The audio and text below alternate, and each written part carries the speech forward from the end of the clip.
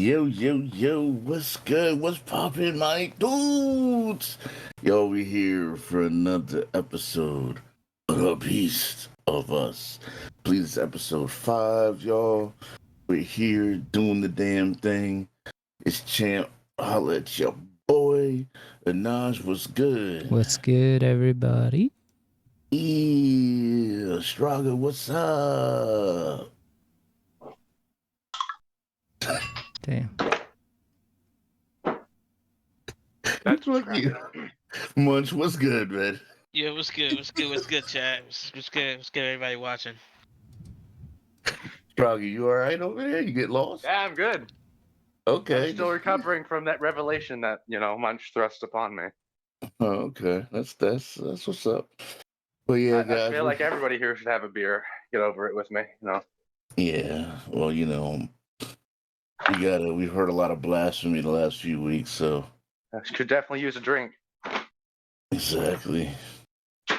But yeah, we're here to go over these topics as usual, and see what's up. There wasn't really much going on exactly with anime this week. I tried to look for Thank God. something really to talk about, but other than what I've been normally watching, but I actually do have to catch up on a few shows I've been watching, like Tokyo Revengers, and got a few One Piece episodes to catch up with and stuff, but that's neither here nor there.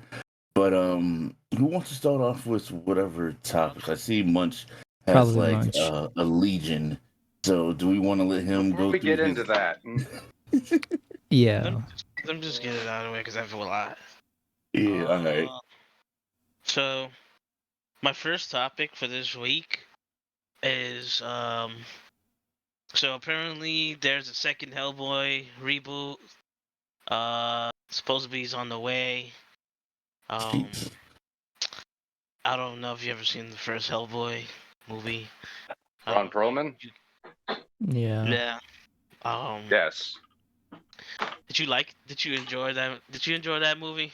I did, yeah. It's really good. Thought it was all right, yeah. Damn. I think it was way better than the next sequel. Yes, definitely. Yeah, apparently the twin. We don't talk about the Golden Army. Was a fucking commercial and critical failure. It was bringing roughly around $55 million at the box office on a budget of $50 million.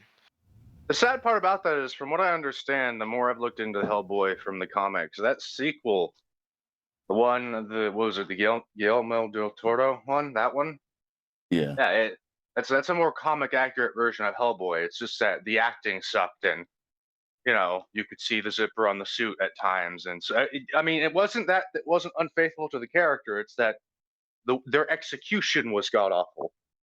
But just so you know, it's being directed by Brian Taylor, and he's best known for Jason Statham's action movie, Crank, which is not. I would say All Crank bald is kind actors of are Jason Get the fuck out of here. I would say that Crank is probably a fucking failure of a movie.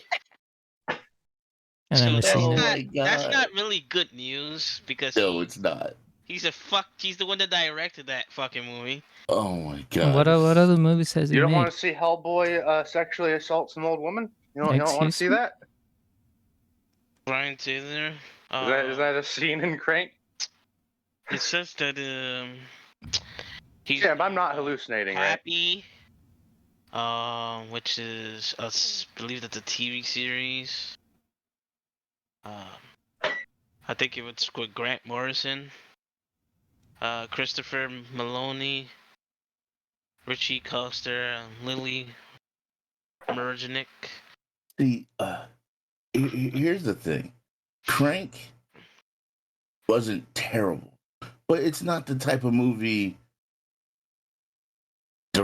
director, that should be doing Hellboy. Crank 2 was dog shit. I don't know if y'all seen that. Nah. It was beyond fucking I terrible. didn't know there was a Crank 2. Crank was kind of funny. It was over the top action. I remember they were fucking in the middle of the street and shit like that. What? Yeah, because in that movie, basically at the very beginning, Jason Statham. I believe he plays a character named Chev Chelios or some shit like that. Excuse me? And he like they give him like this drug that like makes his heart like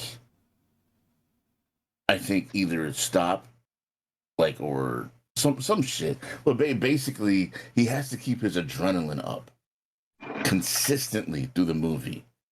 If not, his heart will literally just flatline and he'll fucking die or some shit. So he needs to constantly do shit to keep him going. And there's literally a point where he's just like, he needs to do something. So he literally has his girl with him and then they start fucking in the street.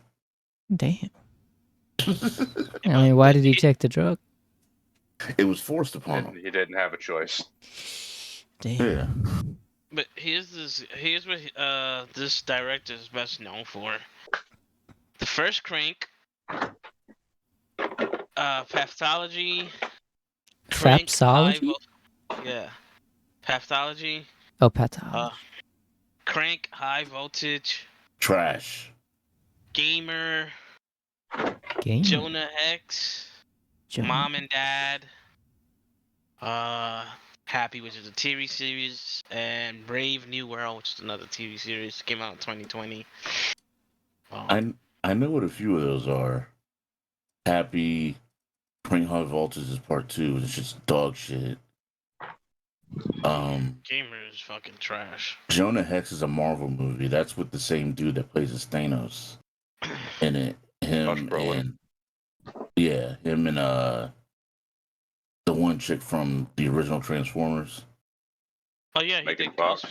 Ghost Rider: Spirit of Vengeance as well. Oh my god, yeah, he has nothing but either garbage or mediocre ass movies under his belt.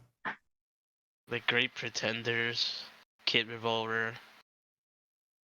So the movie's gonna be called Hellboy Cricket Man, the Cricket Man. It says that the comics original creator Mike Mignola has written the script for the upcoming film alongside Chris Golden. They apparently both have reported to be working on the script. Yeah. Grant Morrison, one of the guys you mentioned, he is a pretty profound comic writer. But here's the thing: they also worked on the 2019 reboot, and that was a failure. So it's not really saying much. Damn. What was that other movie you said besides Jonah Hex? Mom and Dad. No, the other one. I think you're talking about. Let's see. Is it Gamer? Gamer, that's what it was. I seen that. That was another mediocre movie. That was with who's the dude who does the As Fallen movies? London Has Fallen, fucking Olympus Has Fallen. What's his fucking name? Geralt Butler. It was him. The dude, the bad guy in that movie was the dude that plays as Dexter in the show. I have no idea. Fuck you, what's his name? TV show, fucking Dexter. Shit. Forgot his name. Butler, Michael C. Oh. Yeah, that's his name. Yeah, so apparently Ludacris was in Gamer too. What the fuck? Yeah, he was. He was. Yeah, Terry Crews was also in it. That's a fucking huge list of people. But yeah, that I don't know. I'm for what I've seen and read so far. I don't think I'm looking forward to the next Hellboy. Just looking at the track record, no. The next reboot of Hellboy. Yeah, I don't know. It's looking like it's gonna be a big fucking failure.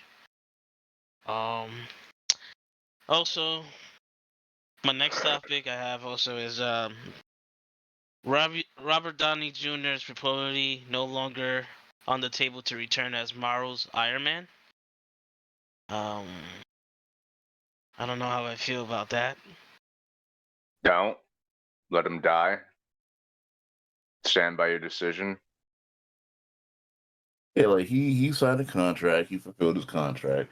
I understand they might want to bring him back because they had this whole multiverse thing. But if he does come back, I mean, I'm cool with seeing him as like a little cameo, but he doesn't need to have no full on movie. He doesn't need to have a full on part in any role to throughout anything. But if he wants to, you know, stand in just to say what's up, okay, whatever.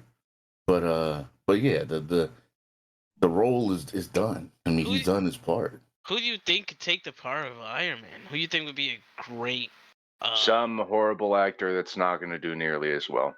I just don't think Iron Man should be a part of it anymore, personally. You don't think so?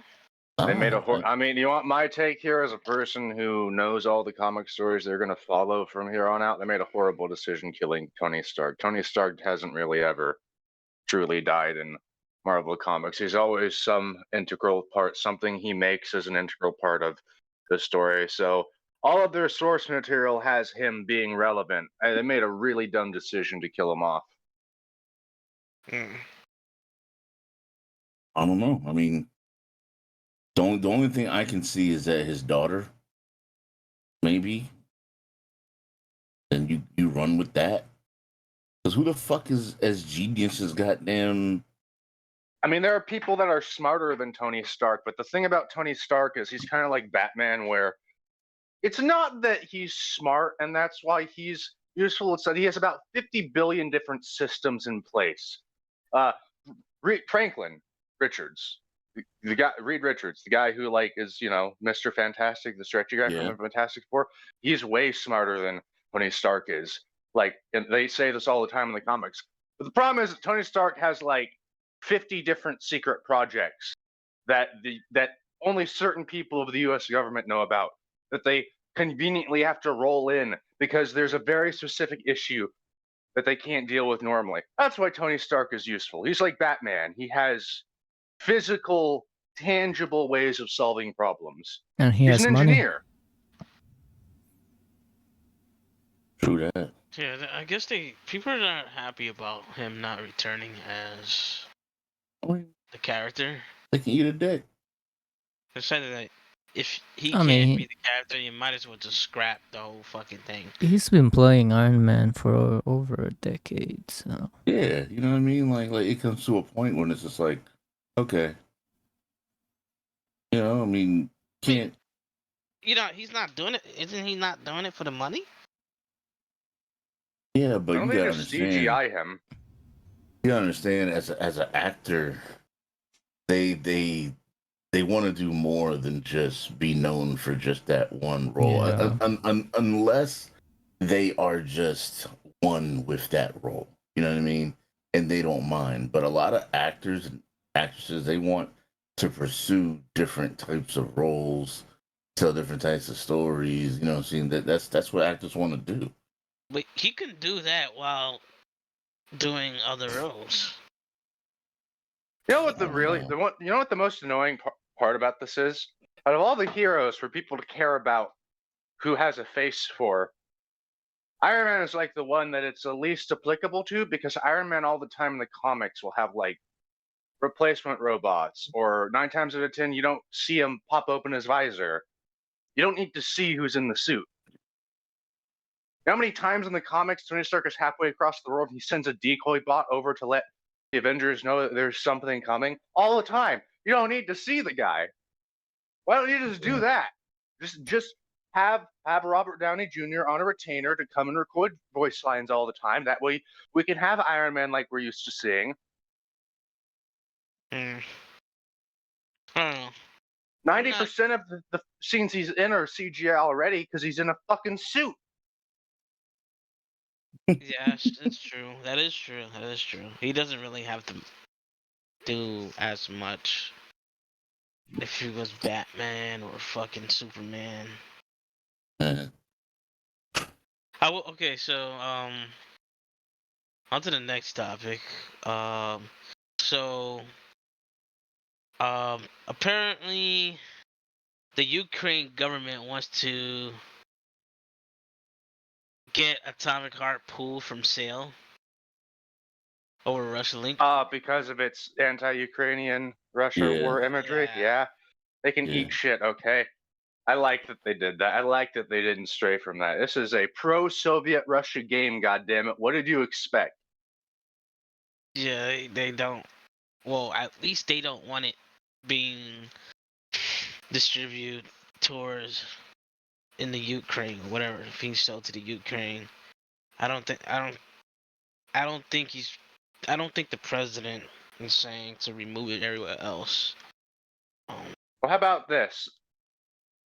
You can do that if you also ban all of the old Marvel comics or any other video game that has pro-Russian Soviet Union ideology in it. This means you're not going to be able to play any of those old Call of Duty games where you get to hear Nazi dialogue or Stalinistic dialogue. You know, just remove all of that shit too, because that has all the same problems you're talking about. Oh, actually, I actually need to make a correction. Actually, he's urging fucking platform holders to limit distribution of the game in other countries. Okay, well that's a step too far. In other countries too. Okay, that is far. You can ban that one game from your country. You don't get to reach out and be like, hey, I want you to secretly blacklist this from our country so that I don't have to take the flag.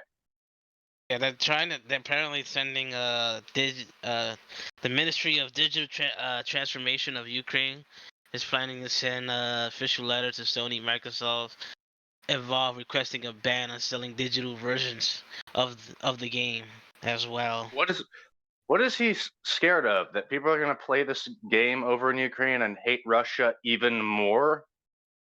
Apparently, they're calling it toxic, and then they're saying that he believes that it's a potential data collection for like people that's playing the game, so they might be able to use that.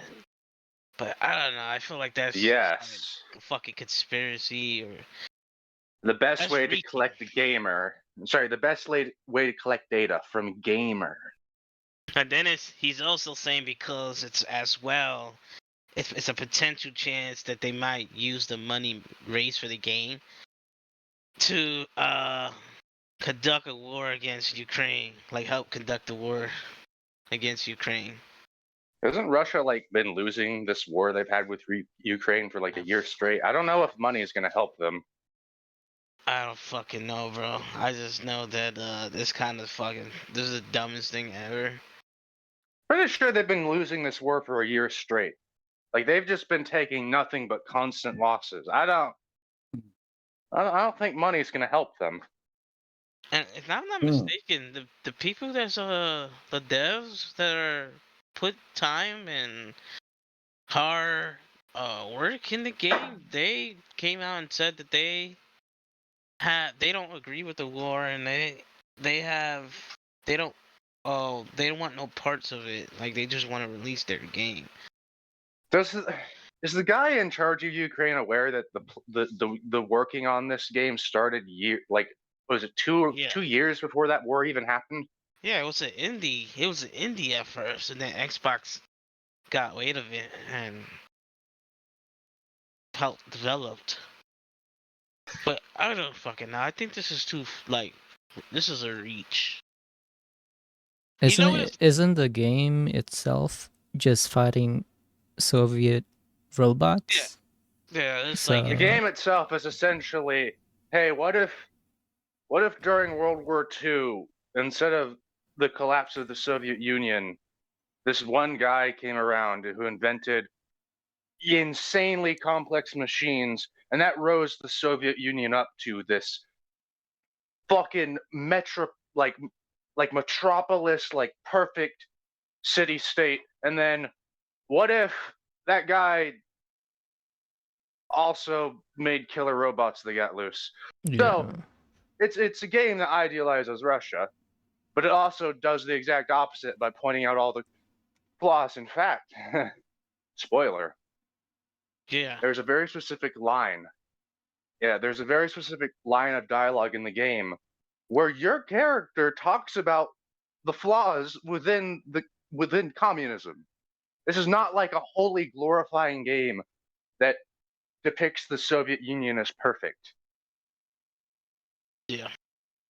I think I just think that they're just using this as an excuse to do anything to um kind of just shit on Russia entirely. Yeah. I don't know. I just find it cheap because it's the equivalent as when when I believe it was Vice City, when Vice City came out and like a lot of parents and a lot of journalists were trying to push the narrative that the game was causing fucking kids to be violent.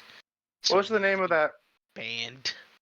What's the name of that one fucking pastor who literally tried to take Rockstar to court?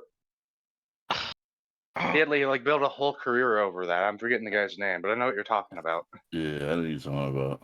But yeah, it's the equivalent to that, and it's so fucking stupid because it's like everything they saying is like could be so combated with a valid argument that is not Exactly. funny. You don't even have to really prove your side because violence can be other forms, not just in games. Like you could watch a fucking movie that has violence. You could just have a psychotic break one day from having a bad day at work and just fucking kill your office partner. Violence comes from everywhere. Yeah, so It can be external or internal. I would argue most of the time it's external. It really takes a lot for somebody to turn into the kind of person that wants to hurt people, for it to be an internal motivator. That's what I believe in. I feel like it's just equivalent to that. Munch and Straga, you played Atomic Heart, right? You too? Yeah. Yes. How is the game I played itself? it all day for the past 2 days. Okay, so I have a few gripes with the game. There's too much fucking force. I feel like I'm getting sexually harassed throughout the game. Damn. Come on, Munch, you should have known that would have been a thing from the preview trailers. The devs knew what they were doing. I wasn't really watching the trailers like that. But yeah, I feel like I was getting fucking sexually harassed to the point where I was cringing. Hell, I'm pretty sure when you went to the Atomic Heart website, the first fucking thing that is in the home screen are the twins in sensual poses. I'm pretty sure that's a thing. Devs knew what they were doing. Shit. The second thing I hate about the game, or have an issue that I really hate, is the dialogue. A lot of the dialogue in this game is all over the fucking place. You play in English, right? Yes. Yeah, I get to the point where I start skipping the fucking dialogue because my patience starts like. I start losing fucking patience. Well, so first of all, I don't know if any of you knew this, but I may be wrong on this, although I'm pretty sure it's him based on what he sounds like. Pretty sure the main character is voiced by Nolan North.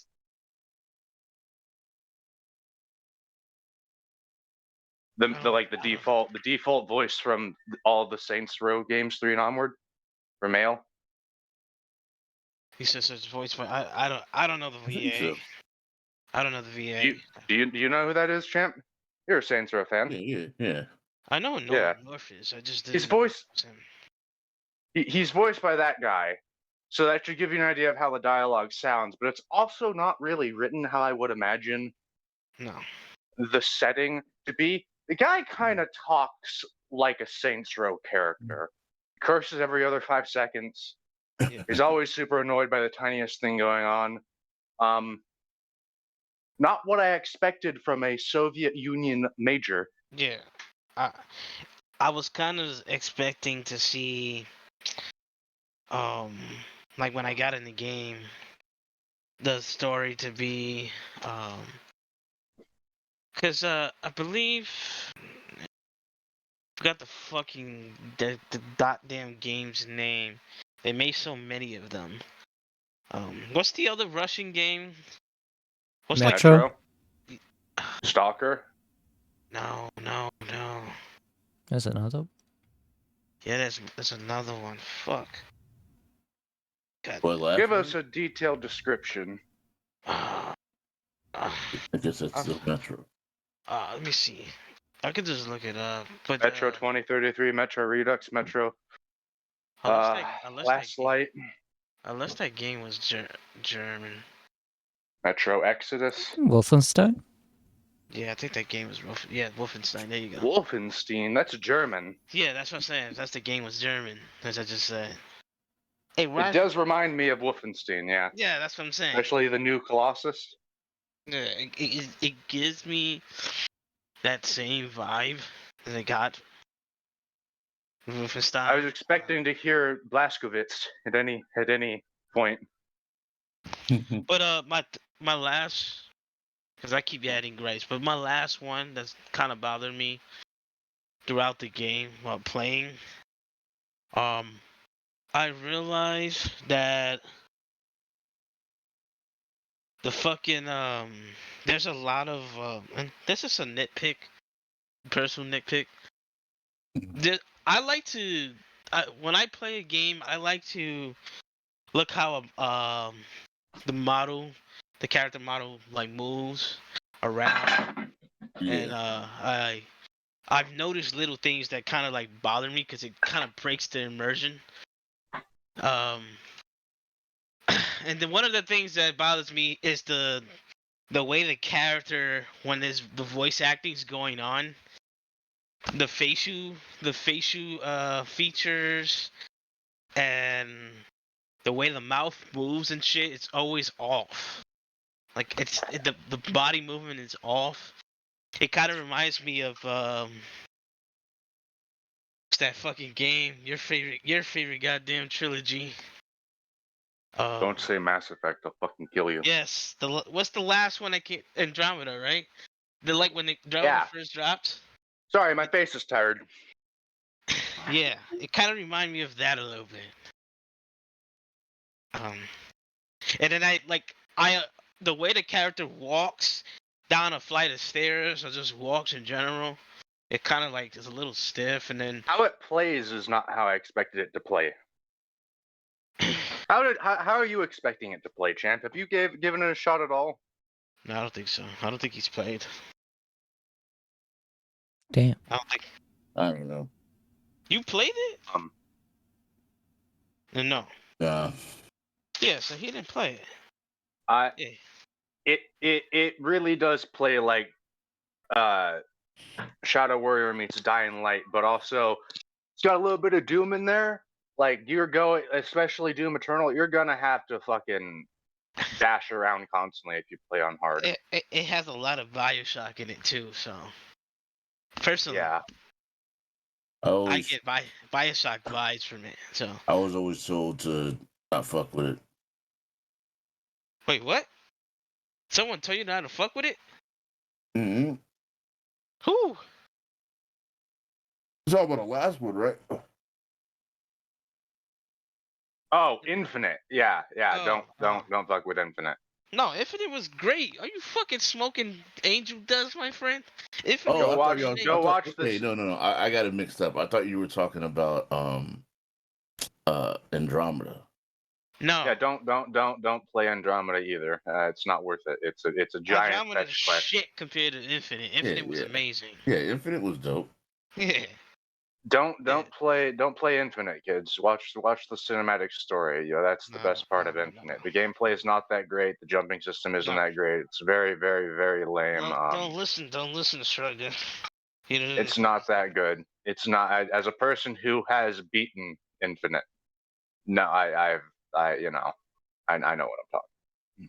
It's not. It's just not that good. It's okay. I think the first one was my favorite. 2 was my favorite because Big Daddy. Well, 2 had co-op in it. I loved the co-op on when it was live. It was actually fucking fun. You know, speaking of Mass Effect, do you know what other game I love the multiplayer on? He's nuts. 3. It's a really, really goddamn big shame that for the Legendary Collection they took the fucking multiplayer out of 3 for some reason, despite it having something like 20 add-ons that they took the time to make. You know what also trilogy they did that with? With Uncharted. They took the multiplayer. Mm. And that was like a big thing. Mass Effect 3 had some of the best fucking third-person shooter multiplayer I have ever seen. And the saddest part is they took it out while the servers were still running. You can probably hop on 3, an older version of Mass Effect 3, and there will probably be someone in a lobby. I've never played Mass Effect, so but I didn't really beat it, so I can't really talk too much about that game. It's similar to like Crisis. I've never played Crisis like that. You've never played Crisis? No. Oh, my sweet summer child. I played like a little bit and then I got bored. Crisis was kind of boring to me. I'm not really into like sci-fi games. My heart hurts. Trash. You say trash, but have you beat that game? I bet you never beat that game. I'm just saying, sci-fi games dope. You're right there, my friend. Yeah. Yeah, Sounding like I what? got a little bit of sriracha in the back of my throat. You had what behind your throat? No, I'm just kidding. Sriracha? Yeah. Nah, I heard something else. He's choking. A little bit of your mom. Damn. Damn. All right. Let's go to the next topic. Yeah, no, hold on. Going back. Crisis. You shouldn't. Honestly, you're not missing anything if you don't beat the first Crisis. The best Crisis you should play is 3. It has the best ending and the best story. Alright, now you're going to be completely lost because they're all connected, but the only one I can recommend is 3. I don't know. I'll check it. I'll probably look at it again. I don't care what you do. I was talking to Champ. Champ, I don't think Champ gives a shit. I mean, I Champ played the first 3, goddammit. A little bit of the second one, but third. Actually, speaking of, you want him to play Crisis, but we want you to play something else. I don't think you want me to play any game. Yes, we do. I want you to fucking play Elden Ring. I've already played Elden Ring. You beat it? No. And then you didn't play it. Although, I mean, I've played it twice now. My opinion has not changed. You didn't get far, then. That's what that means. I got all the way to Lenordia. That's not far. Okay, let's just move the topic. So, apparently Microsoft is it's signing a binding Call of Duty deal with Nintendo, and I think the other. I'm sorry, a binding what? A binding deal. That's what they call it. For what? For Call of Duty with Nintendo. So they're doing a 10-year. Just to bring that shit off of Nintendo. Bring more Microsoft games to Nintendo. Well, they're doing this because they're trying to force the deal, like with Activision. Yeah, like. Which, come on, we all know there's no such thing as a good deal with Nintendo. Because the EU side is having issues with the EU side of the acquisition going through and all that. Well, EU and the US. Well, it's mainly EU that's putting a halt to it. I think I forgot the branch in the US. Some branch FTC maybe is pushing back. Yeah, it's some bullshit ass company that apparently they try to block the. I think it was when Google. I think when Google bought YouTube, they tried to block that deal and it didn't go through. So, but I don't know how they're gonna let Call of Duty run on Nintendo Switch. Yeah, I don't know how either. I mean, I'm pretty sure they had a Black Ops game on the DS back in the day, and when I saw that, I went, "There's no fucking way this is gonna run well. This has to be like one of those little mutant bastardized versions of those games." Yeah. No, they ported The Witcher 3, I believe, to the Switch, and it didn't really look good. This seems like they're just trying to push this because they also did the same deal with with Google, Nvidia, Valve, and Electronic Arts. So. Okay, Valve, I can understand. So they're trying to push this and convince the EU government on the EU side, the people that is blocking this acquisition, obviously for obvious reasons. I mean, Well, it should be something like, now, you guys, you can play COD now on your Switch for 30 minutes. they still keeping Bobby Kotick. Like that dude is not leaving. Like I don't believe anything that.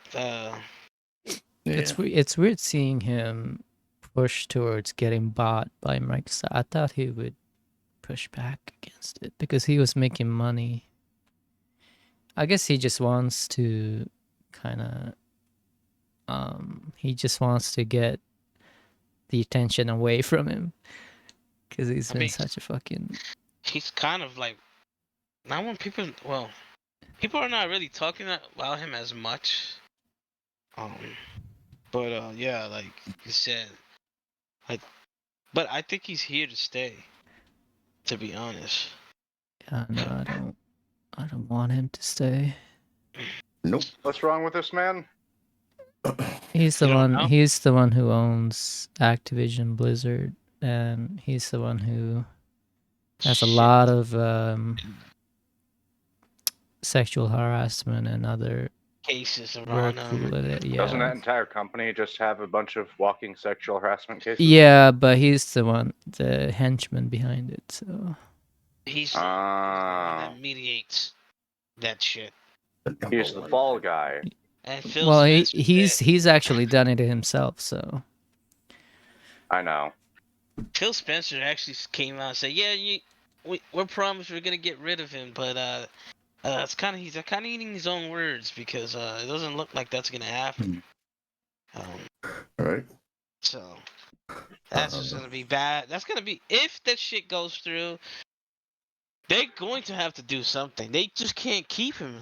They can't keep Bobby Kotick as the head man in charge, still in charge of the fucking company, like doing their bidding. I mean, even though they know there's everything I heard, that man is just evil.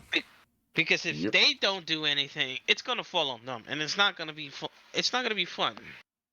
It's gonna be a big change in okay. They're acquiring that company. I mean, speaking of Blizzard, they also announced I think Mike Ibarra came back as the new president of Blizzard and then changed a whole bunch of shit that people didn't like. One of them being going back to the office instead of doing remote work, and then slashing some bonuses that people might get. So yeah, no, it's Blizzard is going downhill really fast. Oh yeah. Oh my god, guys, we might not get any more developments on Overwatch 2. I stopped caring about that game. Bro, I stopped caring about it as soon as they announced it, bro. Damn. I stopped caring about it as soon as I was told that it's the same goddamn engine. Yeah. It's literally the same It's the same game, yeah. There's point. no 2. There was no point to even say, oh, number 2. Oh, let's take a fucking, I don't know how long it took them to actually come out with maps and shit.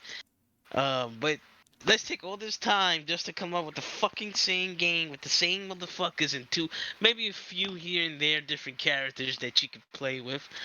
But everything will be the same, and we'll sell. We will, and guess what? Here's the best one part about this.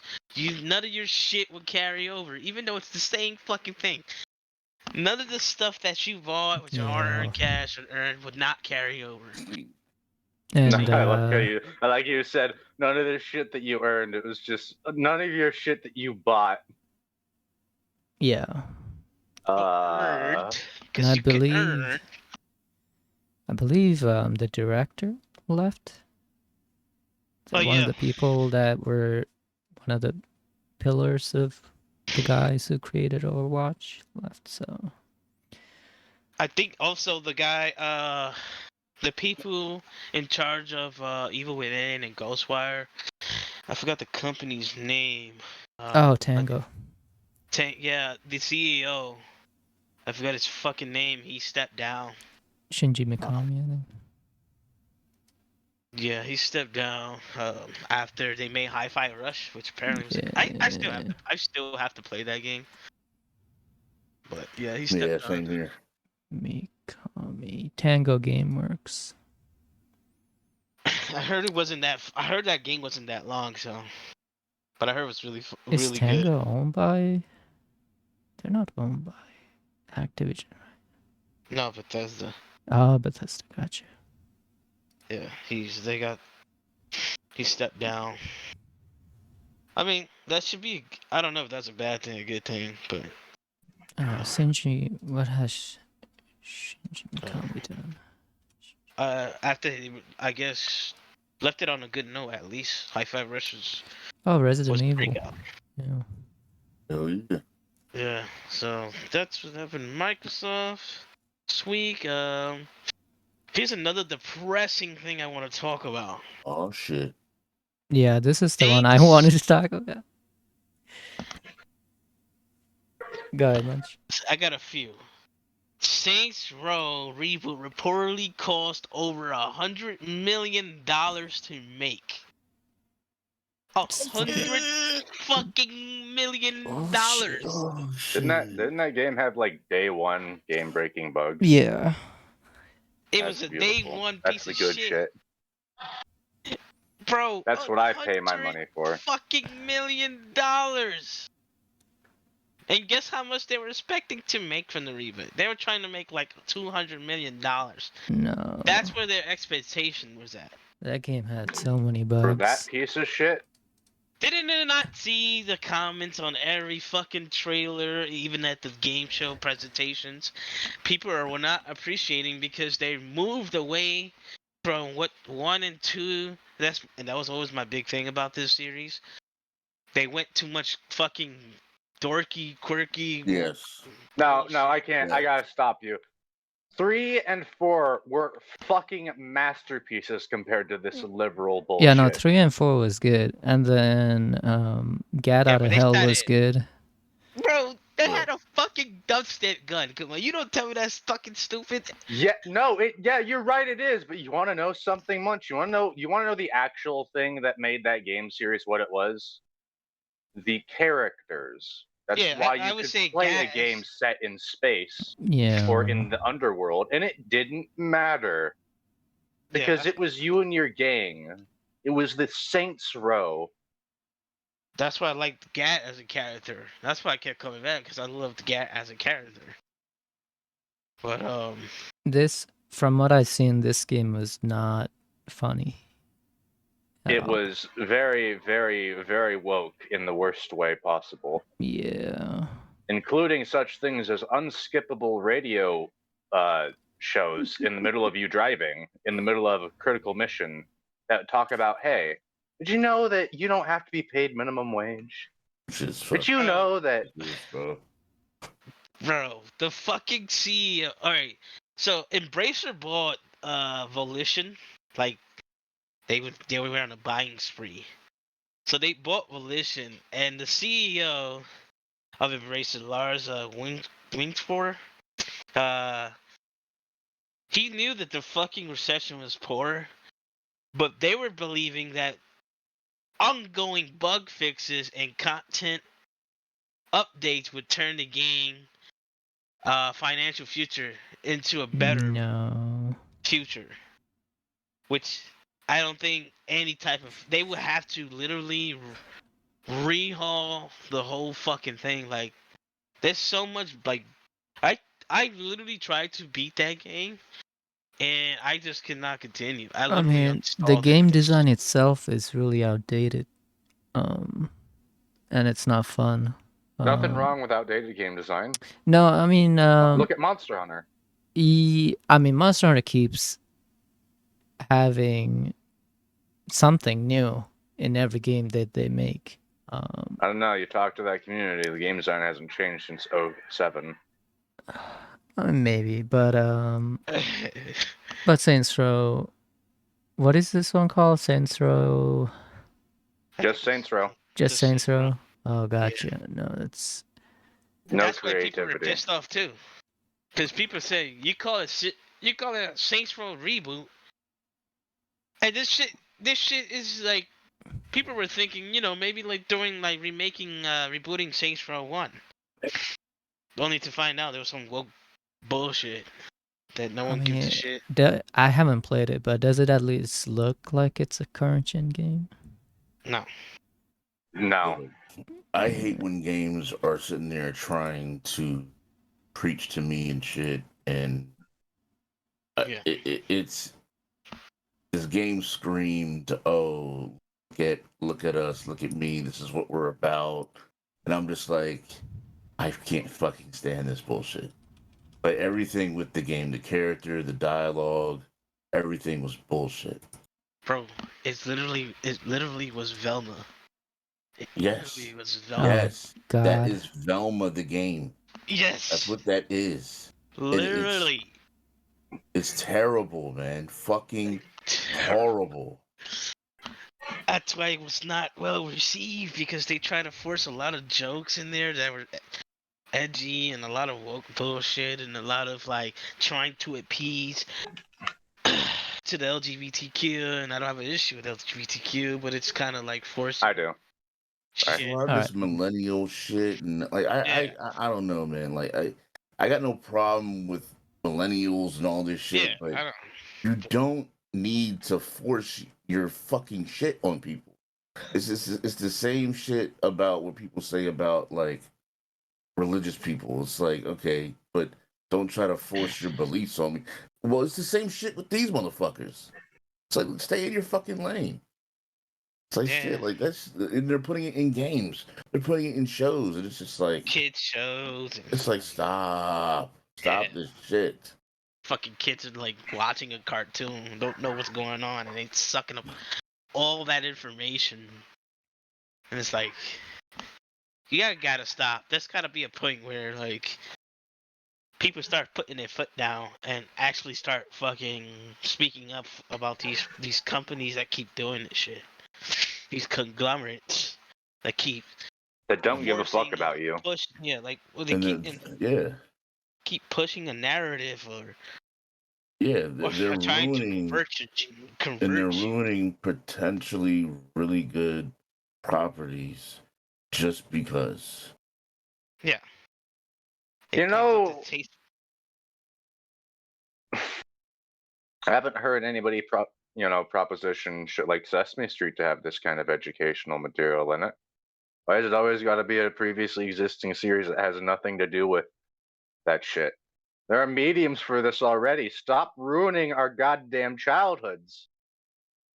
I just think that way. I don't know. When you start forcing shit, it just comes off as annoying and very. It's just like you just don't want to continue because every fucking second there's something about some woke shit and yes. And the joke is just not funny. Like it never lands. You're always waiting for the punchline. Like, yeah, that's one of the biggest reasons why I stopped playing this game. Every conversation in the fucking game was just like I said, every scene. The fact that like you're in an apartment with roommates. And like there are no interesting characters, and it's just written like the lamest fucking like house drama, like I said, the development. I don't want to hear about how one of your homies who's in the Saints Row is struggling to make money. He's in a fucking gang. Go sell dope. Go do something to make money if you're willing to be a criminal. Yeah. I don't know. What's that? You're tired of not making shit at your gas station job? Man, if only there was a way you could make more money on the side. Bro, and then they try to push this race narrative in the game as well when I was playing it. It's like, yeah, my black friend, yeah, my Indian friend, yeah, like my white friend. It's like, cause I think this came out at the time where like Black Lives Matter shit was still around. That's When a bunch crazy. of black people decided to do crazy shit for completely unjustified reason, yeah. Trying to appease crowds. You try to do that, you just turn off everybody. Hey guys, because some guy was unlawfully killed by a bunch of police officers, we're gonna go across state lines, riot and loot shit, and then act like it was completely justified. I can never agree. I just like keep it out of the entertainment, man. And if you're gonna do something with it in entertainment, actually be fucking funny for once, or have it make sense for once. But Munch, the way that you solve those problems aren't entertaining. Cause they try to come up, it comes with this tasteful as fuck when you try to land some kind of joke or force something on a scene, and it just doesn't ever land. It just becomes fucking cringy, and to the point it starts getting just annoying in general. So I don't see this game doing a 360. I just can't see CenTruL doing a 360 like Cyberpunk. And I honestly I don't want to say Cyberpunk did a 360 because I don't think they did a 360. They're halfway there. They did like maybe a 180 to a 90. They have a lot to do. But yeah, this ain't gonna get, I don't think this is gonna get as far as like No Man's Sky did. They would fix that shit. No Man's Sky can go fuck itself. The developer of that game and that game should be fucking. They should be imprisoned. I don't care how good that game is now currently. That was straight up fraud. The fact that he's not in jail currently, it blows my mind. If any other video game developer delivered a game like No Man's Sky was after straight up lying to the companies that invested money in it and the player base, they would be in prison. Yeah. That's kind of why investors sue, because when they lie about shit and they find out, the company gets sued. Unless they settle, like that's what that's what happened with the game Cyberpunk and all that bullshit. Well, I'm gonna get into my next topic. Multiverses daily peak Steam player count has dropped by 99% since launch. The game barely that's about right. reaches 1,000 at all. From the 154,000 that it used to reach almost daily. Wow. Man, it looks like all those other fighting game fans were right. And people were going to forget about this eventually. I mean, they didn't. I haven't seen an update in a while. I think I haven't heard about this game in months. So yeah, I haven't heard about this game in months. When he said multiverses, really I was scanning my brain. I was like, what the fuck are we talking about? What is this game? I knew this was gonna end up just like Nickelodeon. Honestly, it was better than Nickelodeon, but I knew it was gonna eventually end up. Nothing's gonna touch. I'm sorry, it's gonna take a fucking miracle to touch Super Smash Bros. Well, the thing is that kind of overrated, but there's this article that Wes put under it says the life expectancy of good games has never been shorter, and it's not just with that game; it's with various games that have came out, and they end because it kind of goes along with this in a sense. Here, I'll put the link in the Beast of Us chat so you can see it. But it's weird because games like Rumbleverse, games like what's that game with the dodgeball shit? Knockout. Yeah, like these games are being capped. These games are being like the servers are being taken down and stuff. Multiverses, I mean, that's crazy that many players aren't playing online, but at the same time, there is probably reasons for that. Lack of advertising, or there's not been that many updates. But these games are good games. Multiverses is actually fun. It's just strange that like these games that are actually pretty damn good, like Rumbleverse is really fucking fun. Like it's a legit good game. I mean, if you look at the reviews for it and everything, it's got great reviews. And people that play it have a great time playing it. Me and Wes were going ham on that game. And it's crazy that this game, I believe it's going to receive awards, but it's literally about to be shut the fuck down. Yeah. No, I think has to do with something either in the publishing side or the actual like big companies that make these games look To at be it and honest, don't see a lot of players that they think it's not a success because it's not as popular as they want it to be. So, but look at Brawlhalla. Brawlhalla has been out for Yeah. years, but it's doing awesome. Warframe has been out for over a decade and it's doing good. That's true. But it's true that what you said, but I don't know if it's like these certain games, like if it is something with these companies or whatever, or if it just starting happening now, because these games that have come out for like the last, I would say, 3-4 years, they Yeah. seem to be ending I rather mean, quick. Knockout City, it didn't have to be shut down this quickly. I don't know why. Why are they shutting it down? I don't know. Same thing with Rumbleverse. Yeah, I and don't know. Rumbleverse, yeah. People enjoy them. People play them, but I don't know why companies.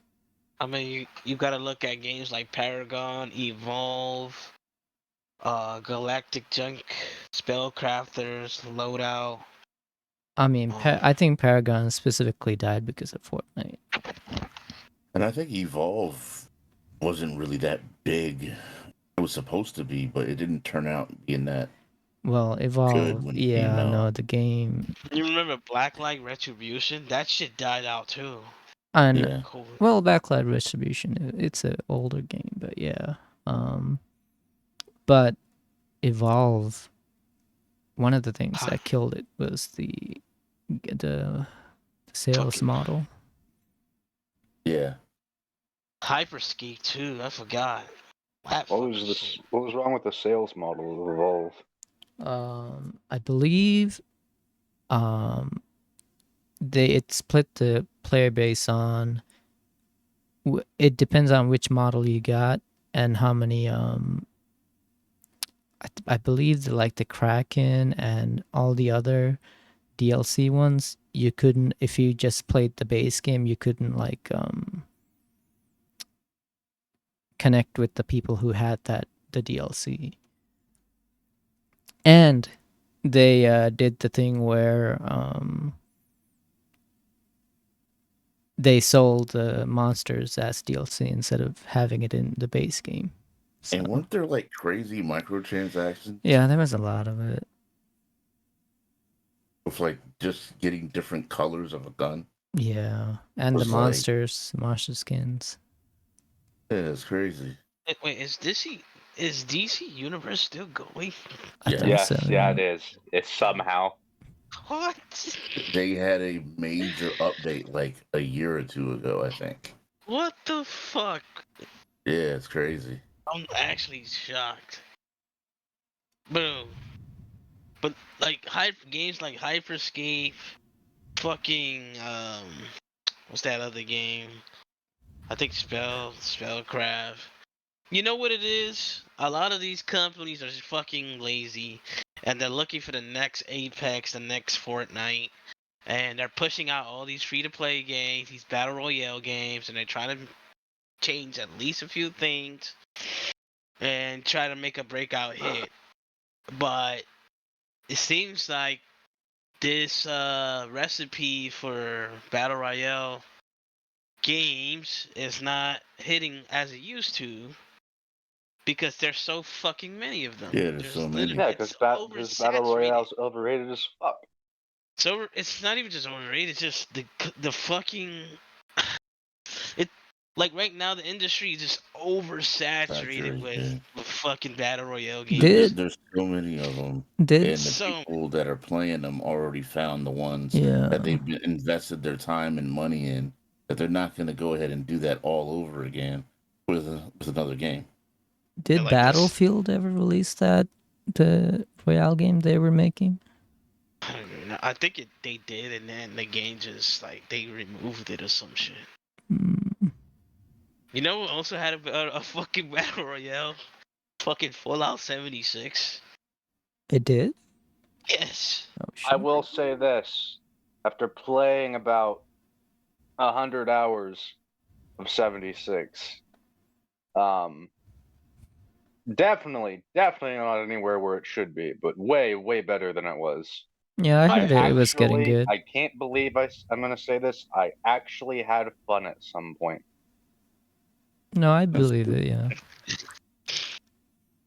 I stopped playing it after I had I think I have 800 hours in it and then stopped playing. God damn. How do you have 800 hours in 76? Jesus Christ. The fuck? I used to play with my peoples all the time. I would not get off that game. Munch is the kind of guy that if he ever got into ARC and got into a tribe, he'd be like, yeah, sorry, boss, I can't come into work today. And he'd be like, this is the third day in the row. No, I played ARC for days and when it came out. You can't get me to play ARC. I'm sorry. Munch, that's what you think. That's what everybody thinks. That's what Champ thought, and then I showed him. Wait, but didn't Wes say it was a piece of shit when you tried to get her to play it? Yeah, he did, but he's a Conan Exiles fan, so of course he's going to say that. Conan Exiles is just ARC, but better. And it's a more stable game. Yeah. You know what's funny? He tried to get me to play ARC afterwards, too. Because there is something about ARC that is charming, that the wonkiness, the brokenness of the game. It is a bit kind of ridiculous and stuff. It's really wonky, and the things you have to do in the game really do make you sit back and realize that, hey, I'm playing a game. Everything doesn't have to be perfect. For me, it came at the perfect time where I love like Jurassic Park dinosaur games, so it came out at the perfect time. Hey, ARC 2 might be dope. Oh my god! Might be. Imagine if everybody's shitting on ARC 2 about like Mark Sinclair being in it and everything, and then it comes out and it's a solid fuking 8 out of 10 game. Bro, there are no bugs. No, bro. If they come out with a fast, serious fucking DLC, I'm gonna lose my mind, bro. In ARC, Just imagine that the game actually comes out and it's just fine. Wouldn't that just be hilarious? Yeah, your fucking mount is your mount's a fucking Mustang or some shit. You just drive Wasn't ARC 2 announced like 3 years ago? Yeah. Where is it? And all you see is this is gonna go called the family DLC. The family DLC. The fucking family DLC. You're gonna get that. Don't tell me you won't get that, Shruggin. I will get that. I will. I will. Just out of curiosity. You think I won't? You think if I see a DLC for a GT Mustang that I'm gonna not pick it up for ARC? This is kind of why I love ARC as a game. Can't touch on it. It's fucking crazy. The shit you just said is very much a possibility within the game. Oh yeah, I wouldn't be surprised. Bro, I can't wait to drift on a Petrodome. Exactly. Yeah, right? Yeah, I don't know if I'm going to ever touch that game. I don't think ARC 2 is well received, man. Doesn't seem like I don't know where ARC 2 is. I haven't heard news on it forever, so. Can't wait for David Tennant to come back as Rockwell. There was something somewhat recently, I believe. Was there? With ARC 2. I remember seeing some type of video. It seems like a lot of the big ARC fans are not happy. And I don't know, I don't really play ARC, so I mean, I saw you play and it looked like a piece of shit, so I didn't Yeah, it was bother. like a month ago. So some type of gameplay trailer. Oh. It's probably. It's probably. Was it? Oh, it was Vin Diesel, right? Yeah. It was Vin Diesel in the Oh, trailer. Honestly, I thought when I first saw that trailer, I thought it was a fucking like an actual game, like a fucking like open world game with Vin Diesel, like something out of like Horizon kind of thing. Maybe that's what it'll be like. Could you imagine if Ark retained its roots but went for a more like Horizon style of gameplay? That would be awesome, would it not? I don't know. That's I shit. thought Horizon was boring, so. Okay, well, all right, Munch, get out of here. Yeah, see, but you think Leonardo DiCaprio, so. Yeah, but I honestly I Oh. got halfway Horizon and I just got bored. Oh god. I like Uncharted and what's the Uncharted other and Uncharted has the model of a blockbuster movie. Oh So yeah. that's how that's built. Horizon is not constructed that way. It's constructed like I would say more of a traditional role playing game. You know, it's not trying to have these kind of consistent pacing of like over the top fucking action scenes and comedy and all this other stuff, you know. That's what you get in Uncharted. Playing Uncharted is like watching like I said, like watching a blockbuster action adventure movie. I figured I don't know. I don't think I would ever get into it. Whereas playing Horizon is like playing like a Final Fantasy or something like that. I see. So yeah, like Horizon I'm is an not- open world game. Ow. Uncharted Yeah. is. Yeah, exactly. It's a That's more what I was- linear story, so. Yeah. I'm surprised they never came out with a series. Like, if there is one game, if it's not like after Last of Us, if they ever decide that they want to stop with it, if there's another game they can do, Uncharted is your fucking show. I'm telling you right now. Uncharted is Oh, a that's show. right. Naughty Dog did make Uncharted, didn't they? Yeah. Yep. So they can easily go because they have a lot of story in that to go through to make And they sure. made Andy's Jack and Daxter. Oh yeah. What? And they made Andy's Jack and Daxter. Oh yeah? Yeah. You still remember that? Yep. That whole episode was a bunch of heresy, huh? Yep. Damn. So I just want to go over why multiverses is taking its shit in the viewer, like just people playing it in general. Damn, it's already 2:30. Damn, bro, you like what are you fucking 15 minutes ahead? Yeah. Yeah. God damn. As we've already established Says in in the this future. podcast, the only time zone that is real and or matters is mine. Damn. Oh god. Okay, so let me go over this. So the season 2 content for the multiverses wasn't that great. They released 5 characters: was Rick, Morty, Gizmo, Didn't they? Striker, Yeah, I was gonna Black say Adam. Gizmo. Yeah. And over the course of 2 months, between August and late October is when they released those characters. But season 2 started on November 15, and just one character, I think the character name was Marvin the Martian, has been released, and that character was released within it took 3 months to release one character. Yeah, it's crazy. And then Munch. season 3 season 3 got delayed to like March 31st, and the reason was they wanted more players to play do the season 2 battle pass, and a lot of people were pissed off because it was like, you guys are just trying to earn more money for the battle pass instead of just pushing more content. Yeah, push more content. to If they bring would new have pushed people. content, it would have been fun.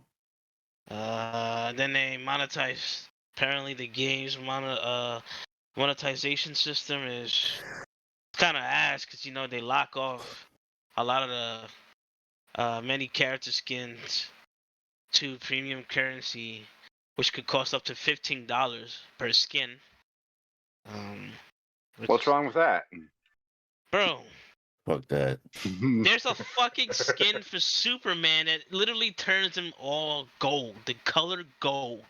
Oh yeah, Superman Prime run 1 million. Yeah. It's $15. Yeah, fuck No, that makes sense that people would pay that much for that. The people who know about that are the kind of low lifes that would pay that much money. All right, let's move to the next one, man.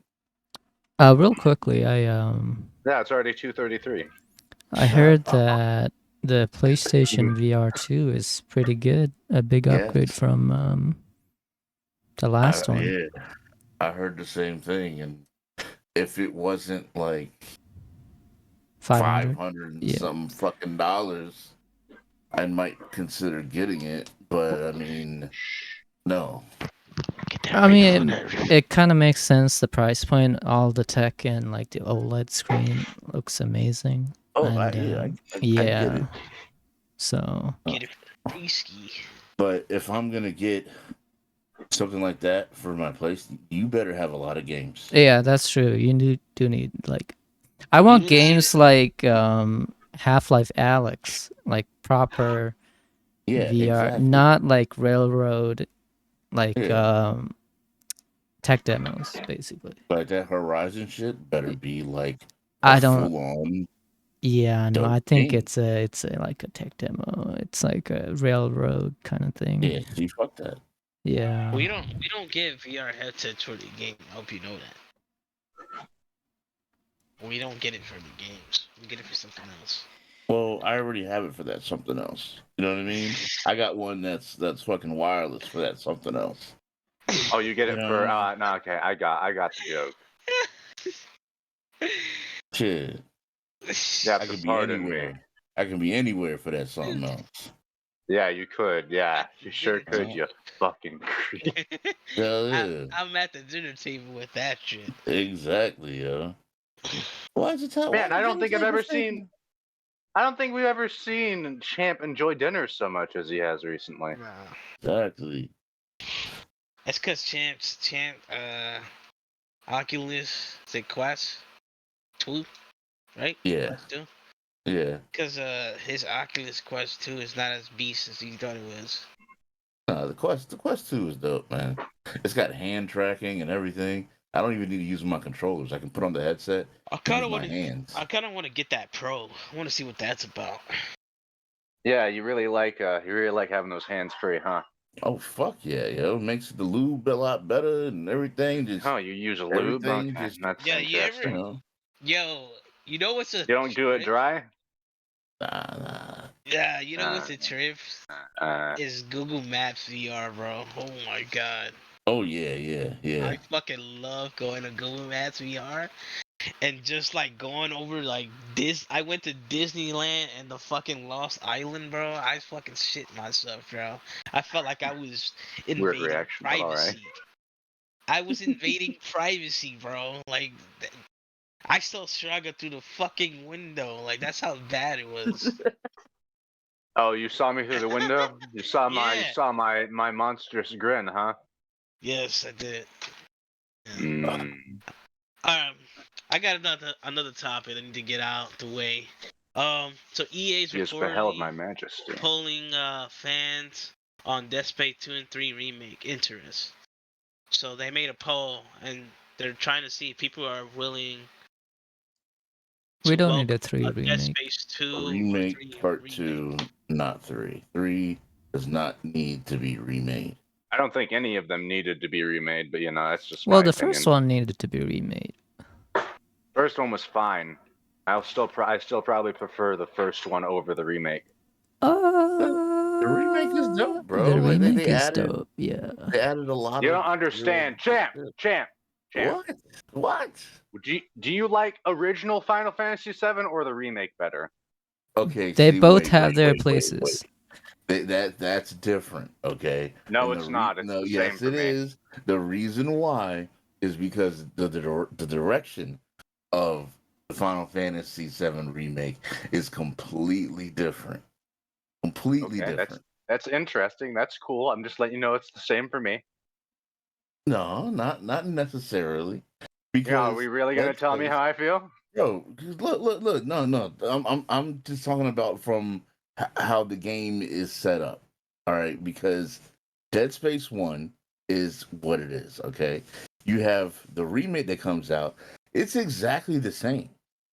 It's just that they added things to the game and they changed a few things, but it's still one to one the same thing. Whereas Final Fantasy VII Remake is not the whole first game, it's set up into episodic parts.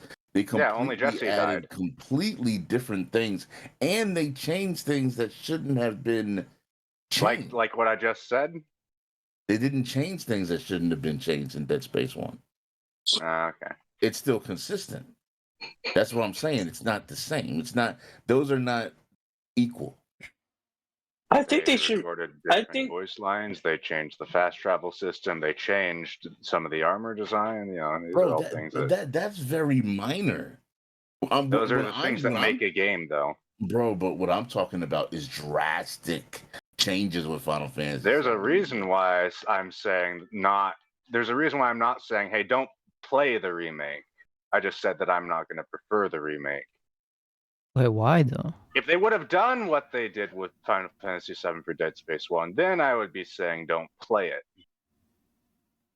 But why won't you? Why don't you think you would play the remake of Dead Space 1? Because all the little nicks and all the little idiosyncrasies that one has, you know, the quote unquote less quality voice acting that they had to record new lines for, the different fast travel system, the old armor designs, I like that.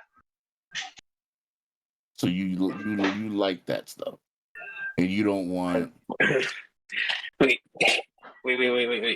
Are you one of the people that were pissed off when they changed Isaac Clarke's fucking like girlfriend, wife? Like, I mean, model yeah, it character? probably wasn't a good idea to do that, considering she's an integral part of the story, and many fans have known They her turned for her into that a many fucking. years. They turned her into a fucking mature lady. Yeah, probably not a good idea to do that just for the sake of doing that game. I don't know why you would do that. There's like no reason to do that. Then Isaac Clarke's they changed Isaac Clarke's face to the VA face. That's the one that's voicing Isaac Clarke. Sorry, I don't remember us ever seeing. Yeah, Isaac's we didn't. face. We never saw Isaac's face in one. So people didn't like that. Why do we see Isaac's face in the remake? Why is that a necessary change? They just wanted to be consistent with 2 and 3 because 2 and 3 actually has voice acting and Isaac as Isaac. So but the whole point of that happening in 2 and 3 is they do that once we're familiar with the character. This is what I'm talking about. You can't just change it because you think it's a good idea now. You got to think about why it was designed that way in the first place. I think Dead Space 1 when they made it, I don't think they had plans for Isaac to have a voice. But I think something changed in Dead Space 2. Their dialogue doesn't. No, I'm pretty sure Isaac talks in 1. No, I don't think so. I'm pretty sure he talks in 1. When you crash aboard the Ishimura, he talks. No. Yeah, I think so. Yeah, I think he does. But here's the thing: they made Space. It's more than just a remake. They changed a lot of the areas. Like, a lot of the areas don't look the same. They changed. You might not like it because I don't know, maybe for nostalgia reasons. I don't know how I'm going to feel about that depending on how they did that, because a lot of the reason why Dead Space is iconic is because of the level design and how it creates a horror atmosphere. It still has that, and it has a system in place. I forgot what it's called, but it's supposed to jump scare you at like the random. I'm sorry. At random. What? There's a system in place in the new Dead Space that jump scares you at random times. Why would they do this? To make it more immersive. I don't know. That doesn't make it more immersive. That makes it more cheap. If you have to implement a mechanic to force a scare out of somebody, then you failed at your level design. It's not forcing, I think. That's what jump scares are. That's what jump scares do. They exist just for thriller. They're temporary and cheap. I would say play it if you can. I mean, not saying fork out the money, but you have pirate it. Play it when you can and see. But I just see it as, with that game in particular, they did a lot of quality of life things to it, and they added certain things. They didn't change the game drastically. No. It's not like it's yeah. It's not like that. It's not like Isaac didn't have voice lines in the first game. No, I'm pretty sure he did. You have to talk to the lady to help you navigate you through the Ishimura. He responds. Well, I will say this: it's not like what they did in Resident Evil 4 remake. I'm just going to say this. Based on what I've been told about the remake of this Dead Space game, my friend who did kill himself would feel like killing himself. What? God damn. Okay, you didn't have to say it. It's not that bad. It's not that bad. He's like a longtime hardcore fan. The guy watches interviews the guy did watch interviews from the guy who fucking made the game. The guy was like an ex Navy SEAL. Yeah, you're checking it out. I don't know. I just don't. From what I've known and what I've played, like, it doesn't seem that drastic of a change at all. Like, I feel like it's a really strong, true remake from the original, but I guess the little things add up, I guess. I don't know. Little things always add up. No, I will say this. He's talking about Glenn Schofield, that's right. But I will say this, the gravity portion of the game, where I don't even think they really existed like that in the first one. They improved on that. Gravity portions? Yeah. They exist in the first game, yeah. They were there. Okay, so the puzzle room that I last saw it's just a lot easier to control. That existed in the first room. Yeah. They made the game, like the tram system, or you want to fucking call it. They made it dynamic. Like, you can actually travel through the whole fucking shit without a cutscene or anything. Everything is live in the flesh. Can you travel back and forth to areas? Yeah. Willingly, whenever you want? Yes. Yeah. Oh. Okay. Like, the whole ship is... Yeah. Wait. Is that a good thing or a bad thing? That's a great thing. That's a bad thing, in my opinion. Why? No. See, that's what I'm saying. Like, that's a bad thing because of the theme of the game, that you have to be constantly moving forward. That once you're done with an area, you're done with it. That's why you have to do shit once you're done. Wait, it's the same. It's the same pace as the original. So you can't travel back and forth to different areas from previous levels. Then you have the choice now. Okay, that's what I'm talking about. You have to. Yeah. No, what I'm talking about is the way that the game was designed previously kind of matches up with the idea that the game is saying, where nowhere in the ship is safe, so you must keep moving. You have an objective, you go there, you do it, you don't stick around. And if you can prevent it, you don't come back there. But like, you're saying, like, you like the game that has you keep moving forward, but you are moving forward. You're moving forward, back and forth throughout the whole shit to like get certain things, go back to next objective. I feel like either you didn't play the original game, or you guys are really forgetting the idea that, like, they're tracking you constantly. The fact that something only appears as often as it does in the first game, to throw Isaac off, You still get a that miracle. feeling. You still get that feeling When you can travel back and forth, and okay. No, you still get that feeling that you're being watched. Okay, here's the thing about it. I know that I can go back and forth. So if I complete an area, I know I can go back there. Am I actually going to do that though? Probably not. I'm gonna keep moving forward. But you're gonna be forced to do though. You're gonna be forced to do it anyways because there's objectives that you need to complete throughout the whole shit.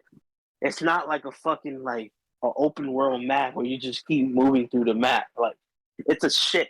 It's a massive ship that you move throughout the whole ship.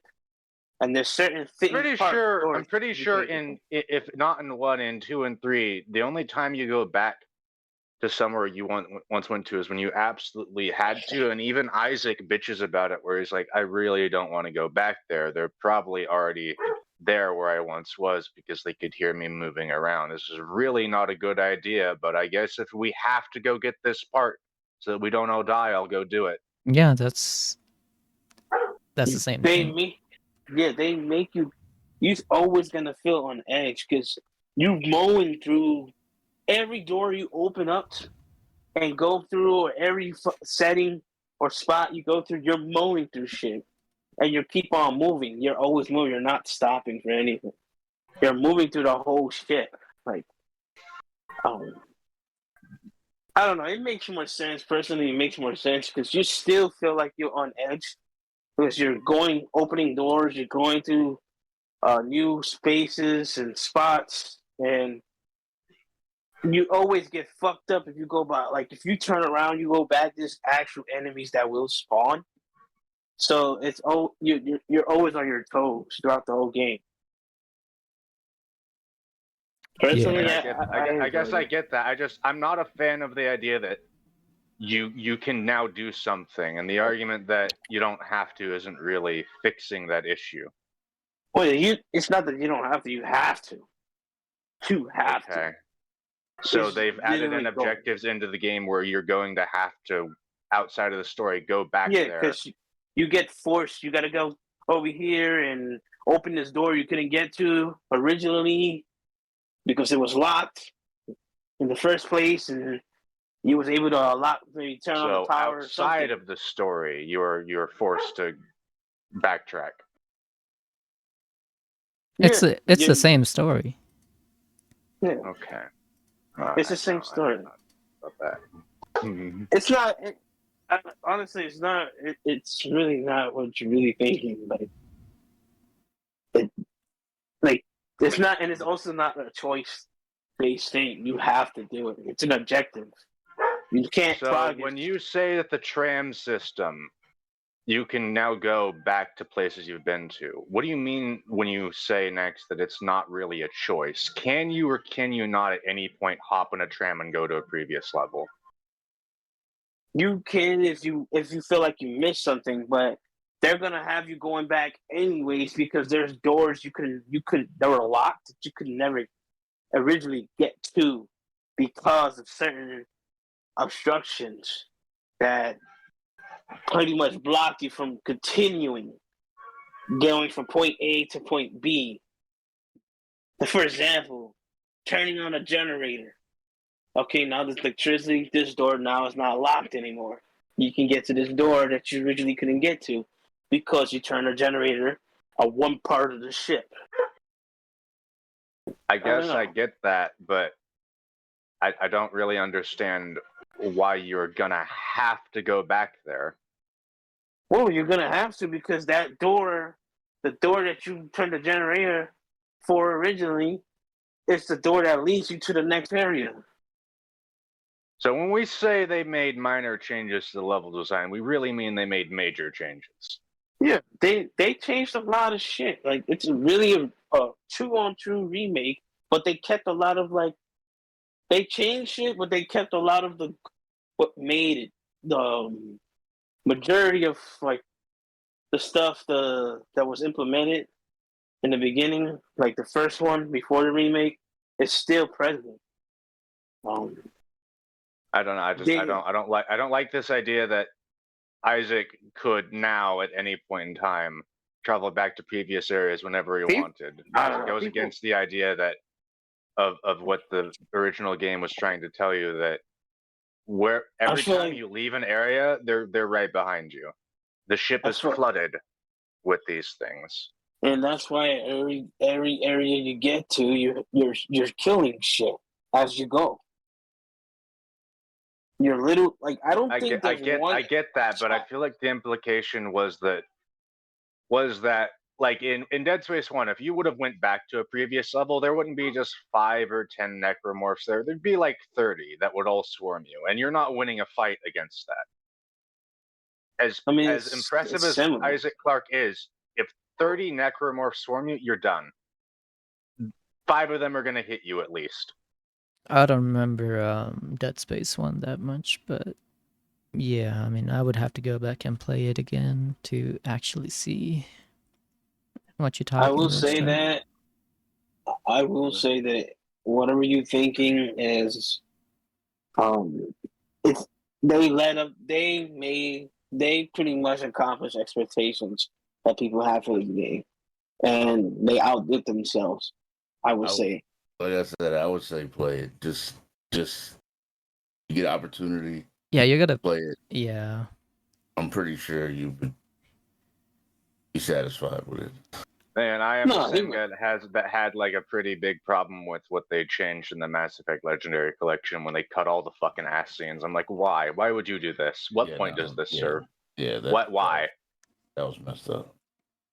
Also, I just went back and watched like the original beginning of Dead Space. He does not talk.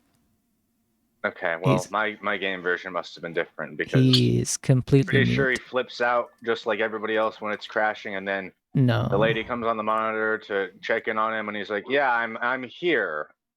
Where are you?"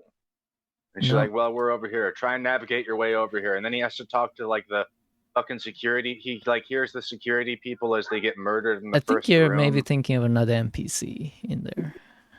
I do not think I'm thinking of another NPC. Yeah, you need, because he's completely mute in the game. He might have a different region. Yeah, you might have the Australian version. No. Even I like when the remake was coming out, they made sure to tell us that we are giving Isaac Clarke a voice in this game because he did not have a voice in Dead Space 1. Yeah, he never had a voice. Yeah. I think you're probably mix matching something else. Well, it can't be. I'm only remembering from 2. That can't be a thing. No, hold on a minute. He has to have voice lines? Don't they have flashbacks with his girlfriend where you hear him talking to her? No. Part 2, they do. Yeah, part 2. I think you're mixing up part 2 and part 1, bro. You see them talked. All right. You have maybe you go look it up in your own time. I can go launch Dead Space 1 right now. I can do this. Yeah. Shit. Go on to the next damn topic. Yeah. All right. You're gonna have a laugh with this, crew. So the Chinese. Okay, so there's a company called Tencent, yeah. I'm sorry. No, what's it fucking called? Okay, I'm not gonna show this on stream. What aren't you gonna show on stream? So there's a company, right, in China that created a kissing contraption that offers long distance lip smacking real life encounters of the smooching kind.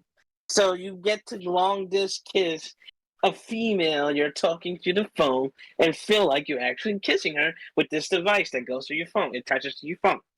Oh my God. It's a creepy kissing device with moving lips. There's actually, if you go on Reddit, I left a video to you. Actually, I can link it here. Oh my God.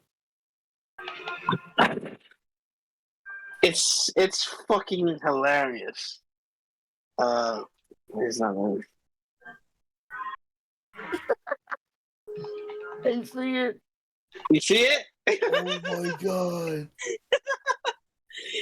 Yo, that shit is hilarious, bro. What the fuck? No. You attach it to your phone?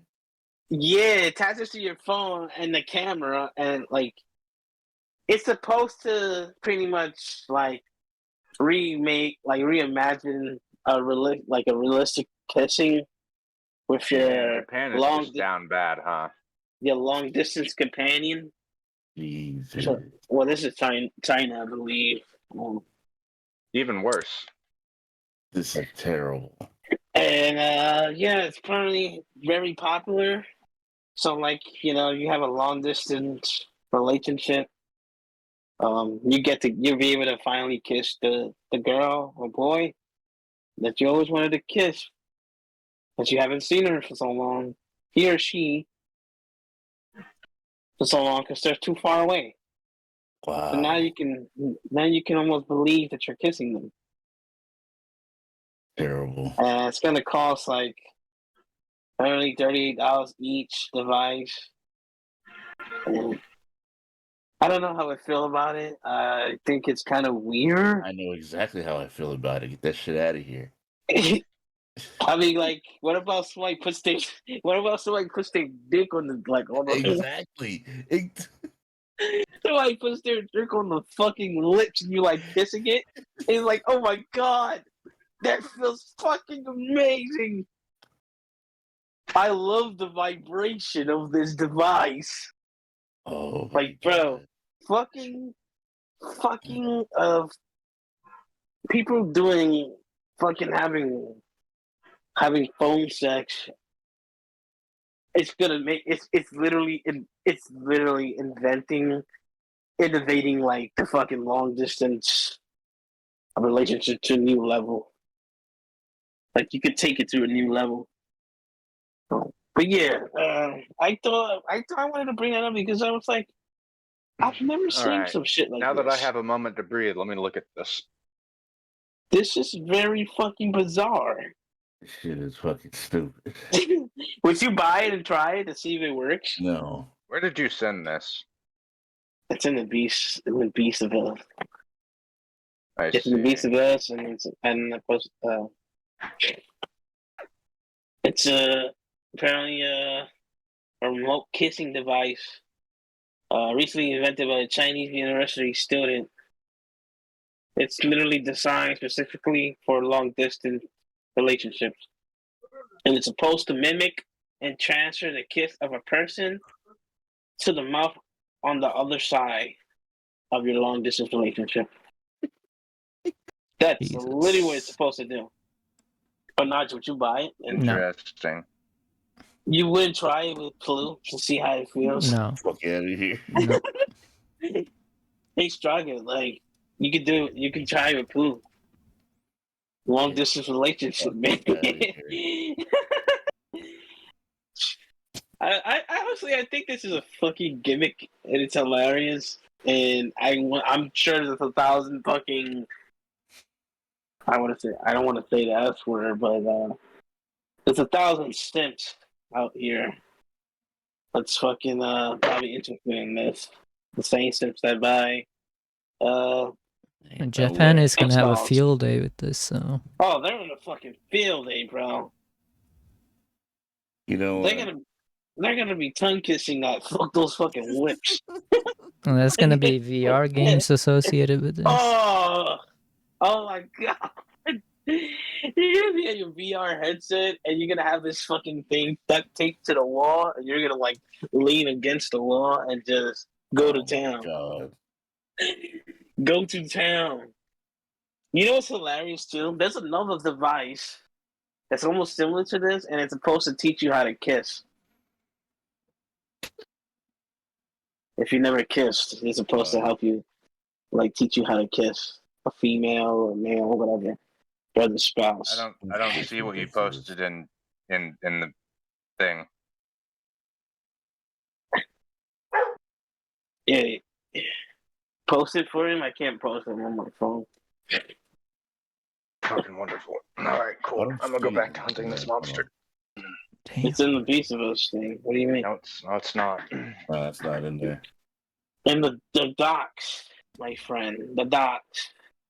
Yeah, Oh, thank you, thank you for specifying. Oh yeah, Somebody I accidentally pressed my key and it got rid of it.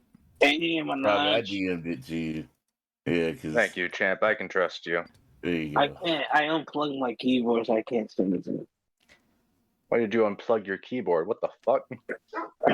I'm charging my phone. That's the What? video. And that's the article. Oh, hold on, Munch. Do you use a keyboard on your phone? No, I was using my headset, and I'm too lazy to bend over and actually get behind under the table to plug the USB cord. Naj, So we're gonna get away from this bullshit. What games and you've been playing in anime? I'll talk watching? about Wild Hearts and Hogwarts. Alright. Wild Hearts, of course, it's a Monster Hunter game. Is it? Had to play it. Yeah, it's a Monster Hunter game. You like sure it's not a what's the other one? What? What's that Monster Hunter clone that nobody really plays anymore? Dauntless. Yeah, is you sure it's not a Dauntless clone? No, Dauntless is way more, even Shit. more simplistic than Wild Hearts. Like, it's to the point where after a couple of hours, I didn't really have fun with Dauntless because it was so basic. I thought you were going to say Dauntless is a more forgiving and well-tested version of Monster Hunter, and I would be liable to agree with you. Damn. No. Wasn't that game popular at one point and then it just died? Dauntless. Yeah, for about a week. Yeah. But Wild Hearts is really, really fun. It has the same kind of world design as Monster Hunter World. It's big. Does it have the same ship story? The story is okay. It's not really the focus. I can tell that they don't really focus on the story that much. But it's the thing with Monster Hunter games. But the monsters themselves are really cool. I believe there's only 20 in the game right now. It's not that many. Only 20. Yeah, I know. Wait. Wasn't God Eater another Monster Hunter-esque kind of game? Yeah, God Eater is a Monster Hunter-esque game. God Eater is a whole different beast. Yeah, and it's a whole different beast. I only played one game in the God. I wish I could have played God God Eater. I have God Eater 3. I don't have the other one. But, I don't think it's available on Xbox. Yeah, I don't think so. But Wild Hearts, the weapons are actually really fun. It has really cool mechanics. I've only what's up? I think the umbrella was one of the dopest things I've ever seen as a weapon. It's fun. So fucking cool. But I'm so bad at it because the umbrella, the bladed wagasa is what it's called, is basically the longsword of this game with parries and counters, and I'm not good at those. I've been playing the katana basically, and it's a weapon you start with, and I mean I should also say that there's only 1, 2, 3, 4, 7 weapons in this game, which is still a lot, but not as many as Monster Hunter. How many weapons are in Monster Hunter? 12? Yeah. 12 or more, I think. Light bowgun, light bowgun, heavy bowgun, bow, lance, gun lance, insect glaive, longsword, great sword, sword and shield, charge blade, switch axe, gun hammer, which was an entire different fucking weapon type in one of the games. Yeah. And not just a hammer. But bring back Gunhammer, god damn it. Everybody so liked playing with Super Sledge. You have the katana, you have it's called a maul in this game, which is the hammer basically. You have mace, the giant fuck off mace. Yeah. You have the bladed bogaza, which is the umbrella. You have a cannon, and you have the bow, and you have basically a trick weapon. It's a pole, but it changes into other weapons when you do stuff. Monkey King staff, yeah. Kind of, yeah. And the final form of that weapon is like a huge ass greatsword. I've only tried the katana and the umbrella, the bladed bogaza. Is the katana weeby enough? Does it get your up? I would say it's weeby, yeah. Yeah. Okay. Can it slice through steel? No, but it can transform into a whip. Oh my god. We've reached full maximum weeb. But yeah, each weapon has its own like thing that it can do. With the umbrella it can counter, with the katana it can turn into a whip. The maul, I believe, can extend, which is pretty cool. And they're all switch weapons from what I'm hearing. Kind of, yeah. Well, the cannon is just I haven't tried out the cannon, so I don't know too much about it. How much DACA does the cannon have? What does that mean? Damage. Oh, damage. Oh, it's pretty OP. The cannon and the bow are so. In my opinion, it's really OP because you freaking get knocked around a lot with the melee weapons. But DACA is damage in Orc. Damn. I don't know Orcish, but yeah. The bow is really OP. Most Orcs don't know Orc either, don't worry. Damn. Yeah. But I think what makes the game fun is the building aspect. There isn't a huge variety of things, even though there is a lot to build. They make it simple enough that it doesn't really get in the way of you hunting the monster and the gameplay. So oh my god, imagine that. It's really simple. And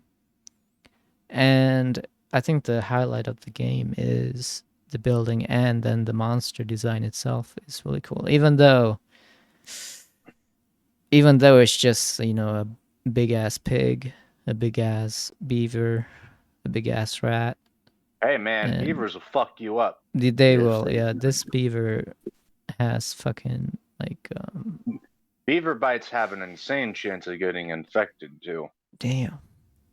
Something about the lining of their teeth being susceptible to bacteria, which they're fine with, but we are not. Yeah.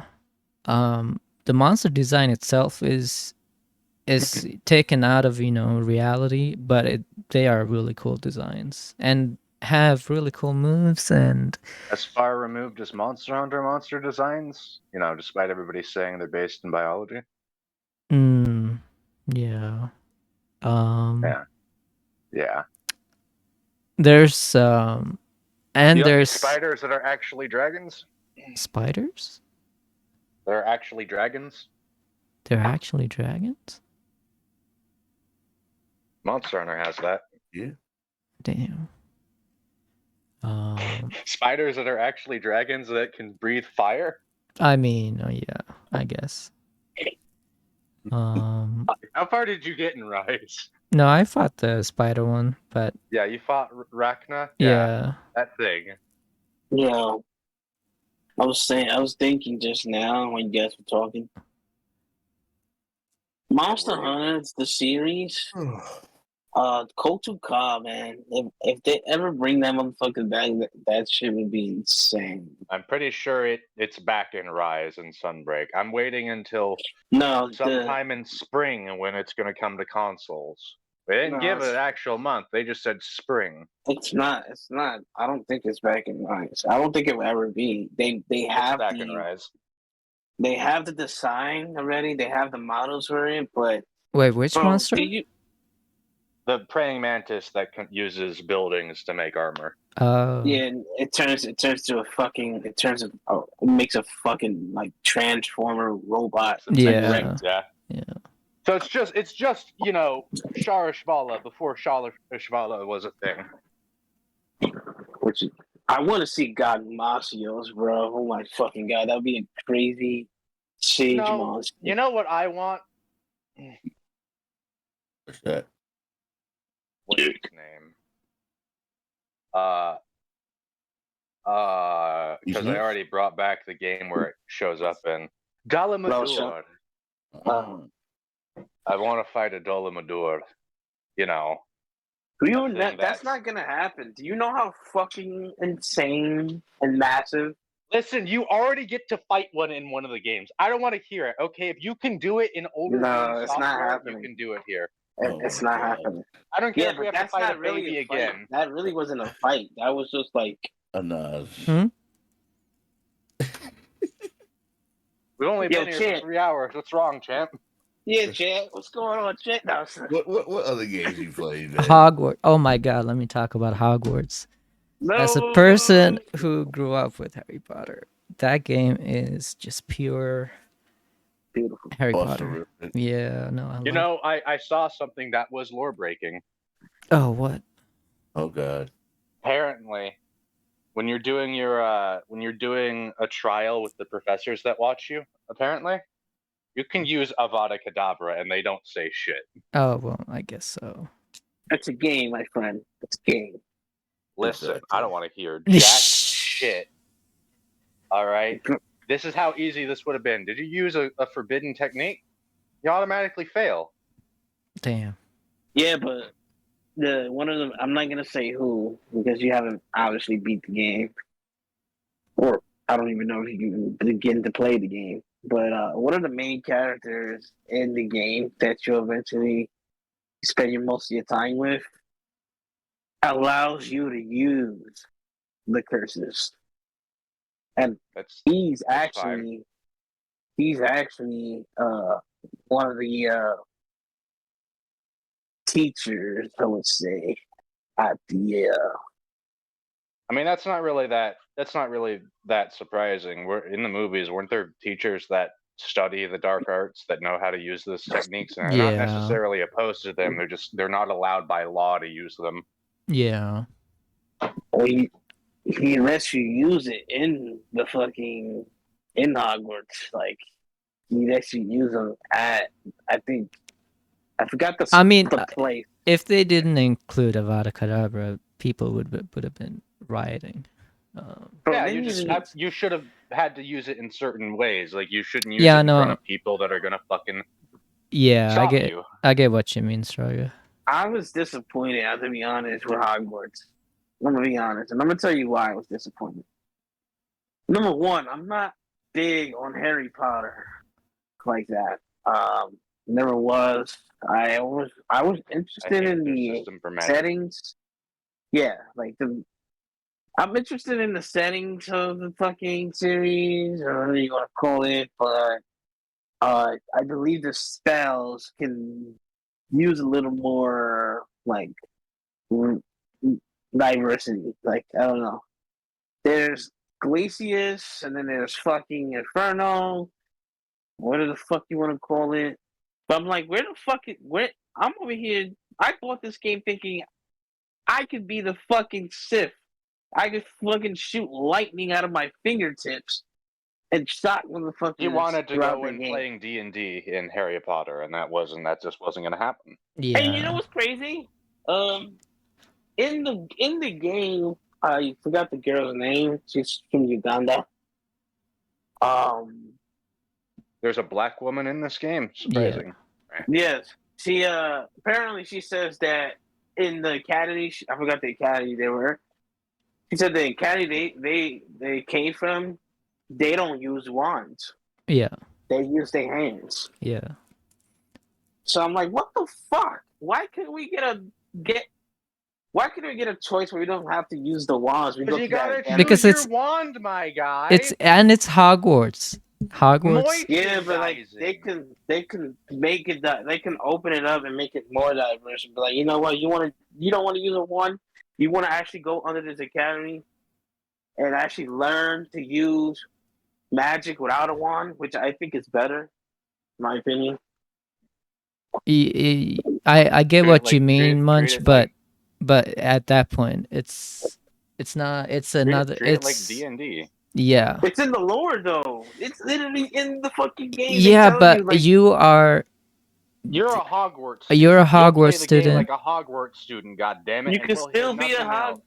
You can still be a Hogwarts student with choices. Yes, Hold on, I hold do on. agree Does with that. Ugandan bitch, does she use a God wand? damn. Yes, she does. Okay, cool. Well then, she's a Hogwarts student. We don't No give a one- fuck what you did, where you came from. No, bro. No one says you can't. You can't. You like they learn. I want to learn everything I can. What Munch really needs is there to be like a secret cutscene where that Ugandan student is sleeping in her bed and a teacher just walks up, pulls out a fucking 45 and pulls it to her head and goes, "You'll God forget damn. what you learned in your previous homeland. You understand me? You're a fucking Hogwarts student. Use a wand here." Don't be spreading that information around to the other students either.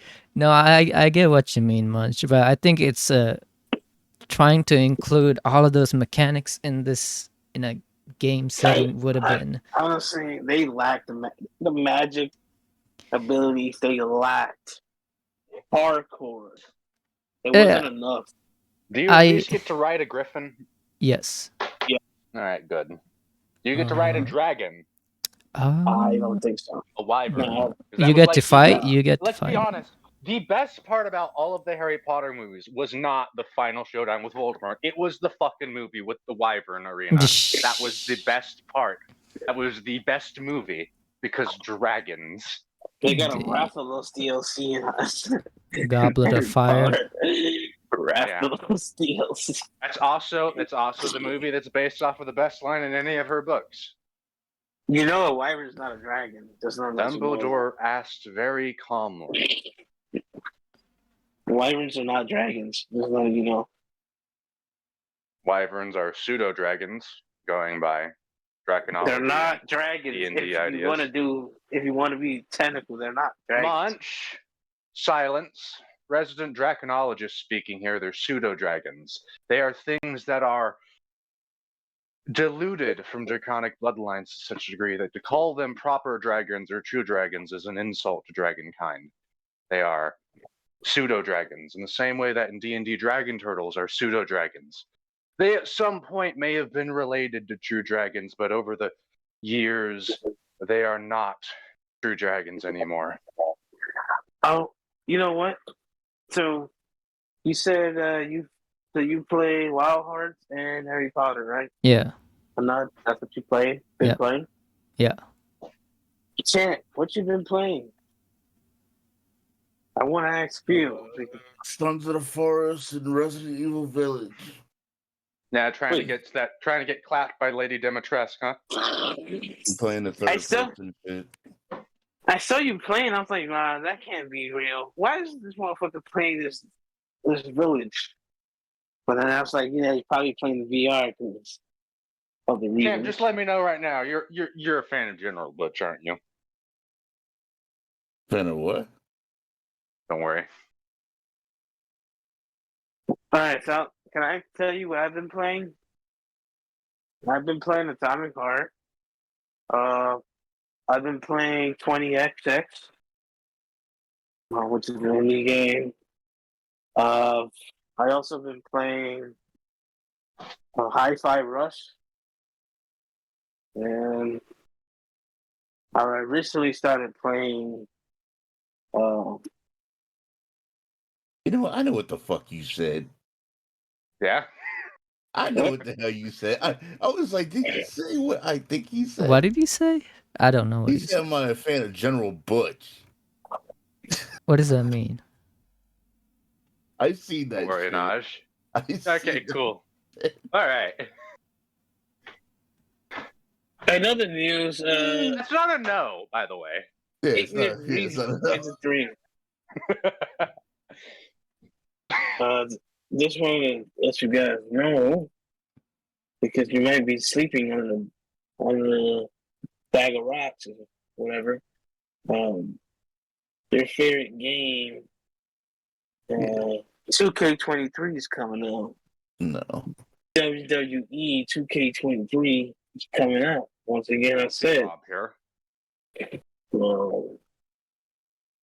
Did you see that Resident Evil 4 is coming on the 24th? And also, by the way, which I find weird because they already did a VR edition for Resident Evil 4. They're coming out with another one. Another VR Resident Evil 4. Champ, you need to confirm to me that you would let Lady Demetresh smash you. You would let that happen. Would I let her smash? Okay, whoa. Because you're not gonna be the one. Yeah, it's the other way around. They're gonna put you in a reverse mating press. Yeah, we don't fuck with them centaurs and the fucking Would you dragon. fuck one of her daughters, who is, let me remind you, a sentient mass of flies that are essentially just taking on the physical form of a human being? No. Maybe she's a vampire. See something. She's a vampire. They're all zombies, but because this is Capcom, we can't just have simple zombies in our game anymore. We got to have vampires and werewolves and metal kineticists. Vampires are a form of zombies. I don't know. Yo, we gotta wrap. No. Yeah. Oh, we gotta stay till 4.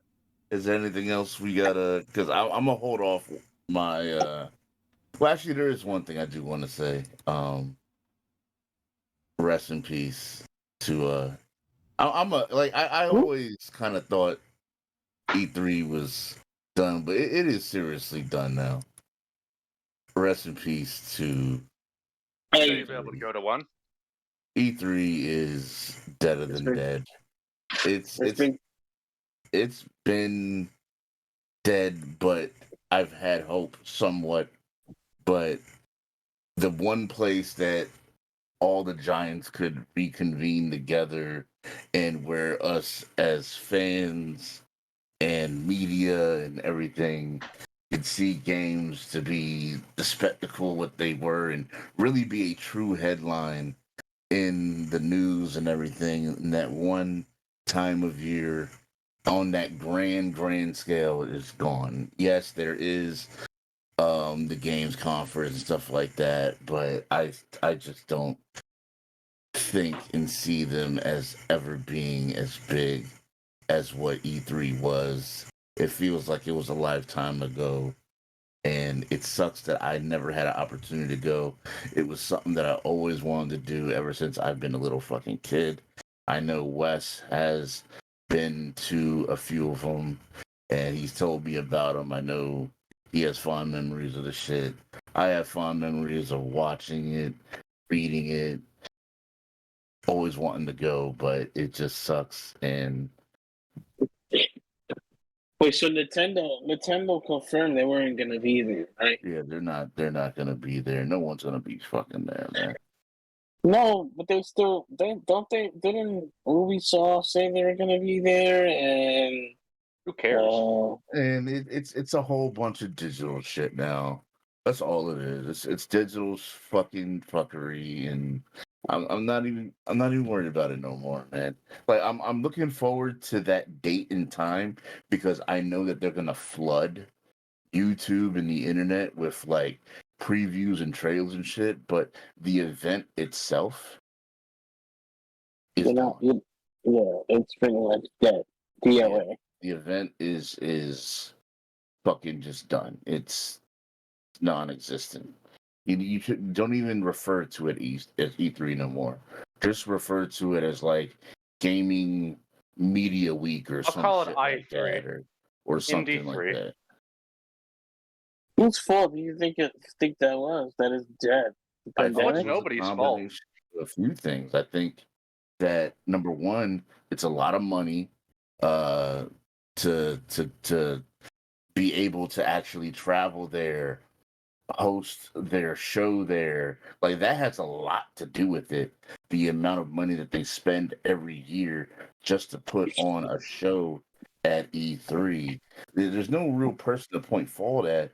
But I will say, if there is one, it would be Nintendo because they're the one that got the goddamn ball rolling by saying, you know what, we're not going to be there. We're going to do a digital thing. And then everybody's looking at them like, you know what? They just saved a lot of money. We're going to do that.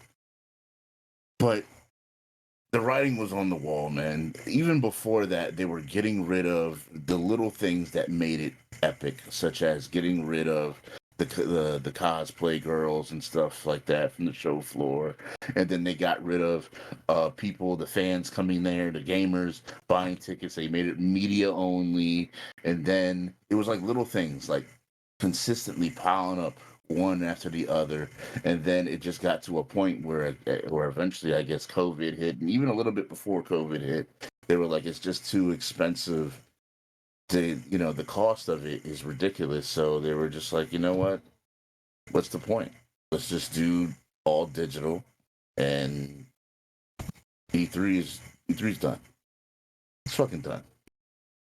I want to say that the pandemic had a big part of E3 kind of being dead. Because E3 didn't really have an E3 for like 3 years or some shit. On top of that, I want to thank E3 for being expensive. The venues and to rent out things well over costing hundreds of thousands of dollars. When you can easily just put up something on YouTube and streamline it to hundreds of thousands of people. I just feel like the decisions at E3, it's sad that it's not going to be here for the following years like it used to, because people used to look up to E3. Like it was one of those things where you wanted to be a part of, like Comic-Con and PAX and that was on my bucket list. I was like, I'm gonna go to E3 one year. But you know, shit happens and shit really happened, and that's the fallout just happened quick, and everybody just noticed. A lot of the big companies noticed, and they, you know, they pretty much they took advantage of doing their own thing because they saw benefits that way. But I will say, I don't think E3 is fully over, and here's why. E3 is probably going to turn to a venue for the indies. No more AAAs or big third-party AAAs or first parties. It's going to turn into a venue for the indie developers that don't have a voice, and they can actually push their voice at E3, and they can air their stuff, and people can actually find out more about the indie developers and what they're working on. Except for big companies going there, you think they're actually going to be at the venue showcasing their games? Yeah. Like indie devs are going to be at the venue showcasing the games. They might have maybe one or two other big games that might be present, but majority of the fucking venue is going to be filled with indie devs that are showcasing their games and trying to get their.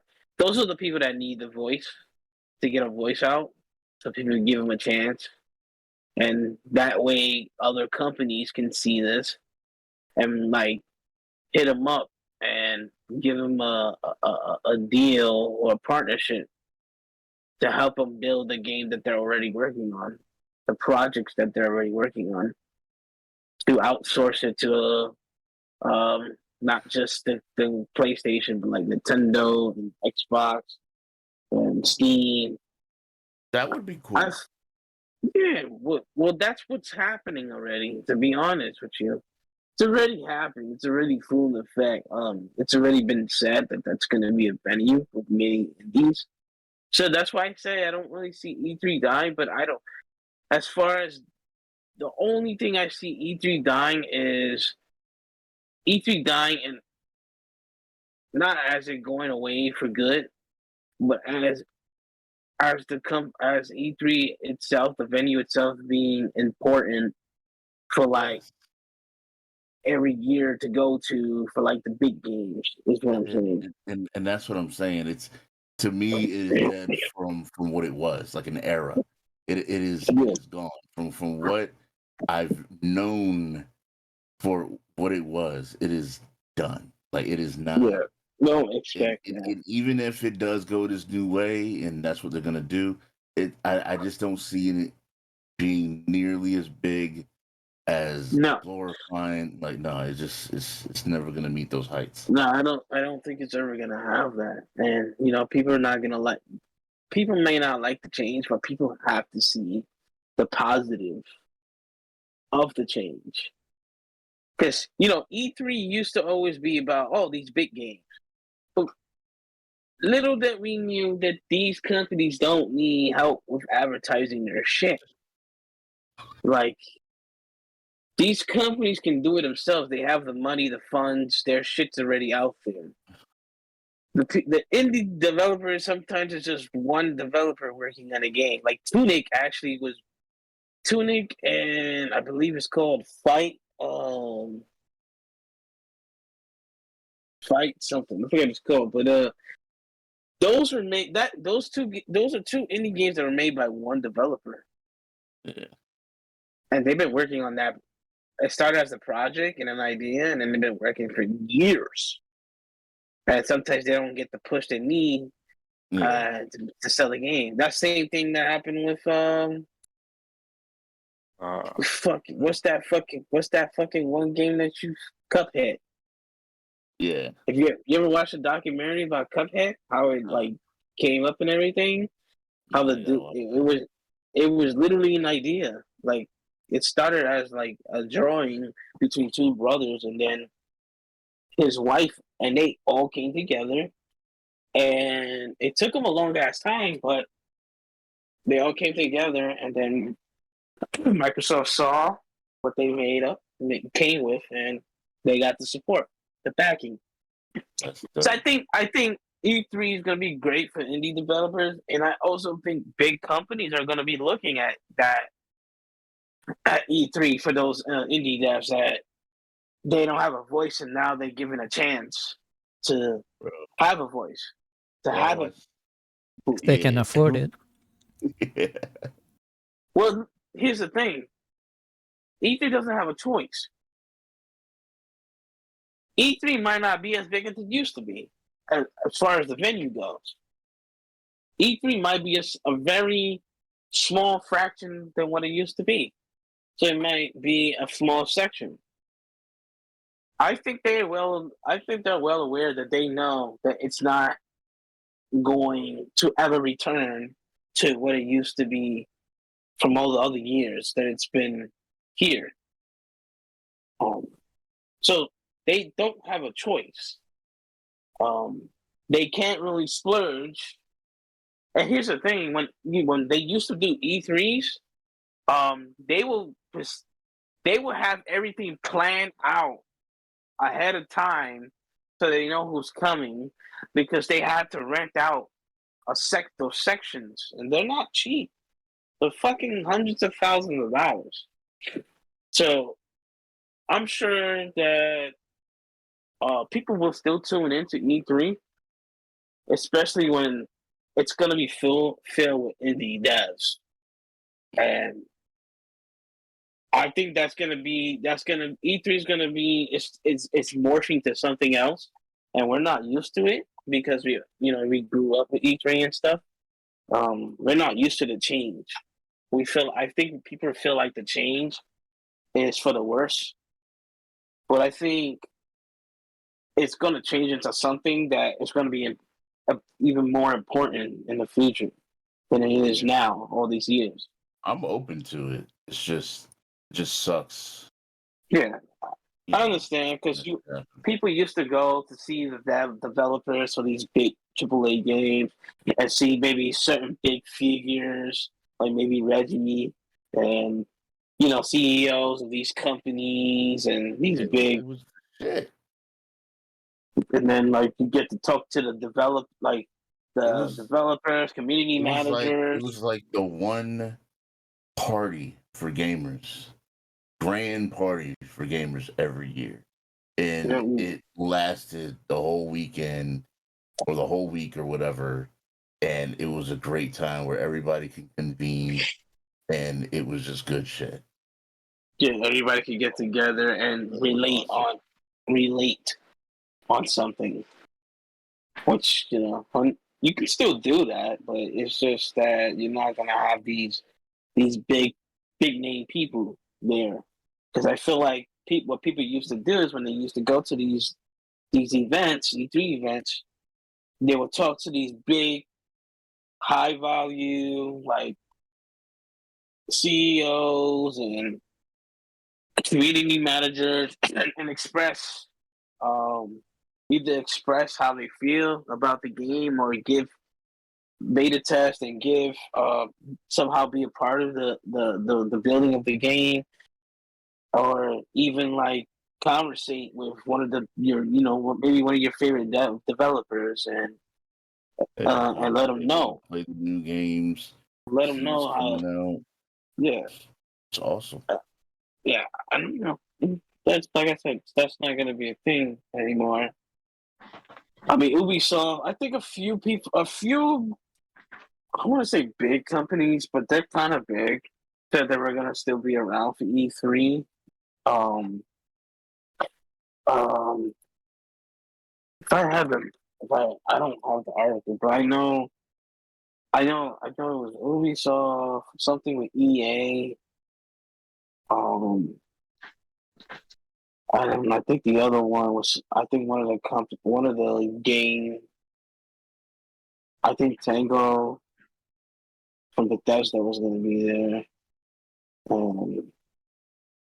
There's something else that was confirmed, but there's still there's still companies there, like they're like third-party companies, but it's not PlayStation is present, Xbox is present, Nintendo is present at these events. It's not that. It's just But those are the ones that people want. Those are the heavy hitters. Of course, there's going to be other companies still there, but those are the ones that always really matter. So, those are the ones that everybody really want to see. That's the whole thing. No one's going to fucking anything like, yo, I want to see Ubisoft, see what they got. And then they have a booth and it's all about fucking NFTs and why NFTs is important. Yeah. Like, you want to see Nintendo, you want to see Sony, you want to see Xbox. Because they know that they're... What do you mean? People don't go to E3 and get really excited about those non-fungible tokens? No. Bro, why do I scroll to the bottom of the list and I see Straga Time? Get that shit out of here. I didn't put that in there. I can't edit. The bottom, like away from everything else. It just said Straga Time. Oh my god. I think somebody wants me to continue talking. We gotta wrap it up, man. I got a few things I gotta... I put that like at the beginning, like way. Oh, for real? Yeah. You put stress, work, and depression on people. Yeah. That's gonna be for next week. Right. Talk about a few things with that. Well, I hope it's just more positivity, no negativity in this way. Unfortunately. But yeah, All right. Right. Thank you, everybody. That was good stuff, man. Hopefully everybody enjoyed this episode of The Beast of Us. We're gonna get out of here. Make sure you guys like, share the whole deal. And we'll see you guys next time. Peace out. Peace.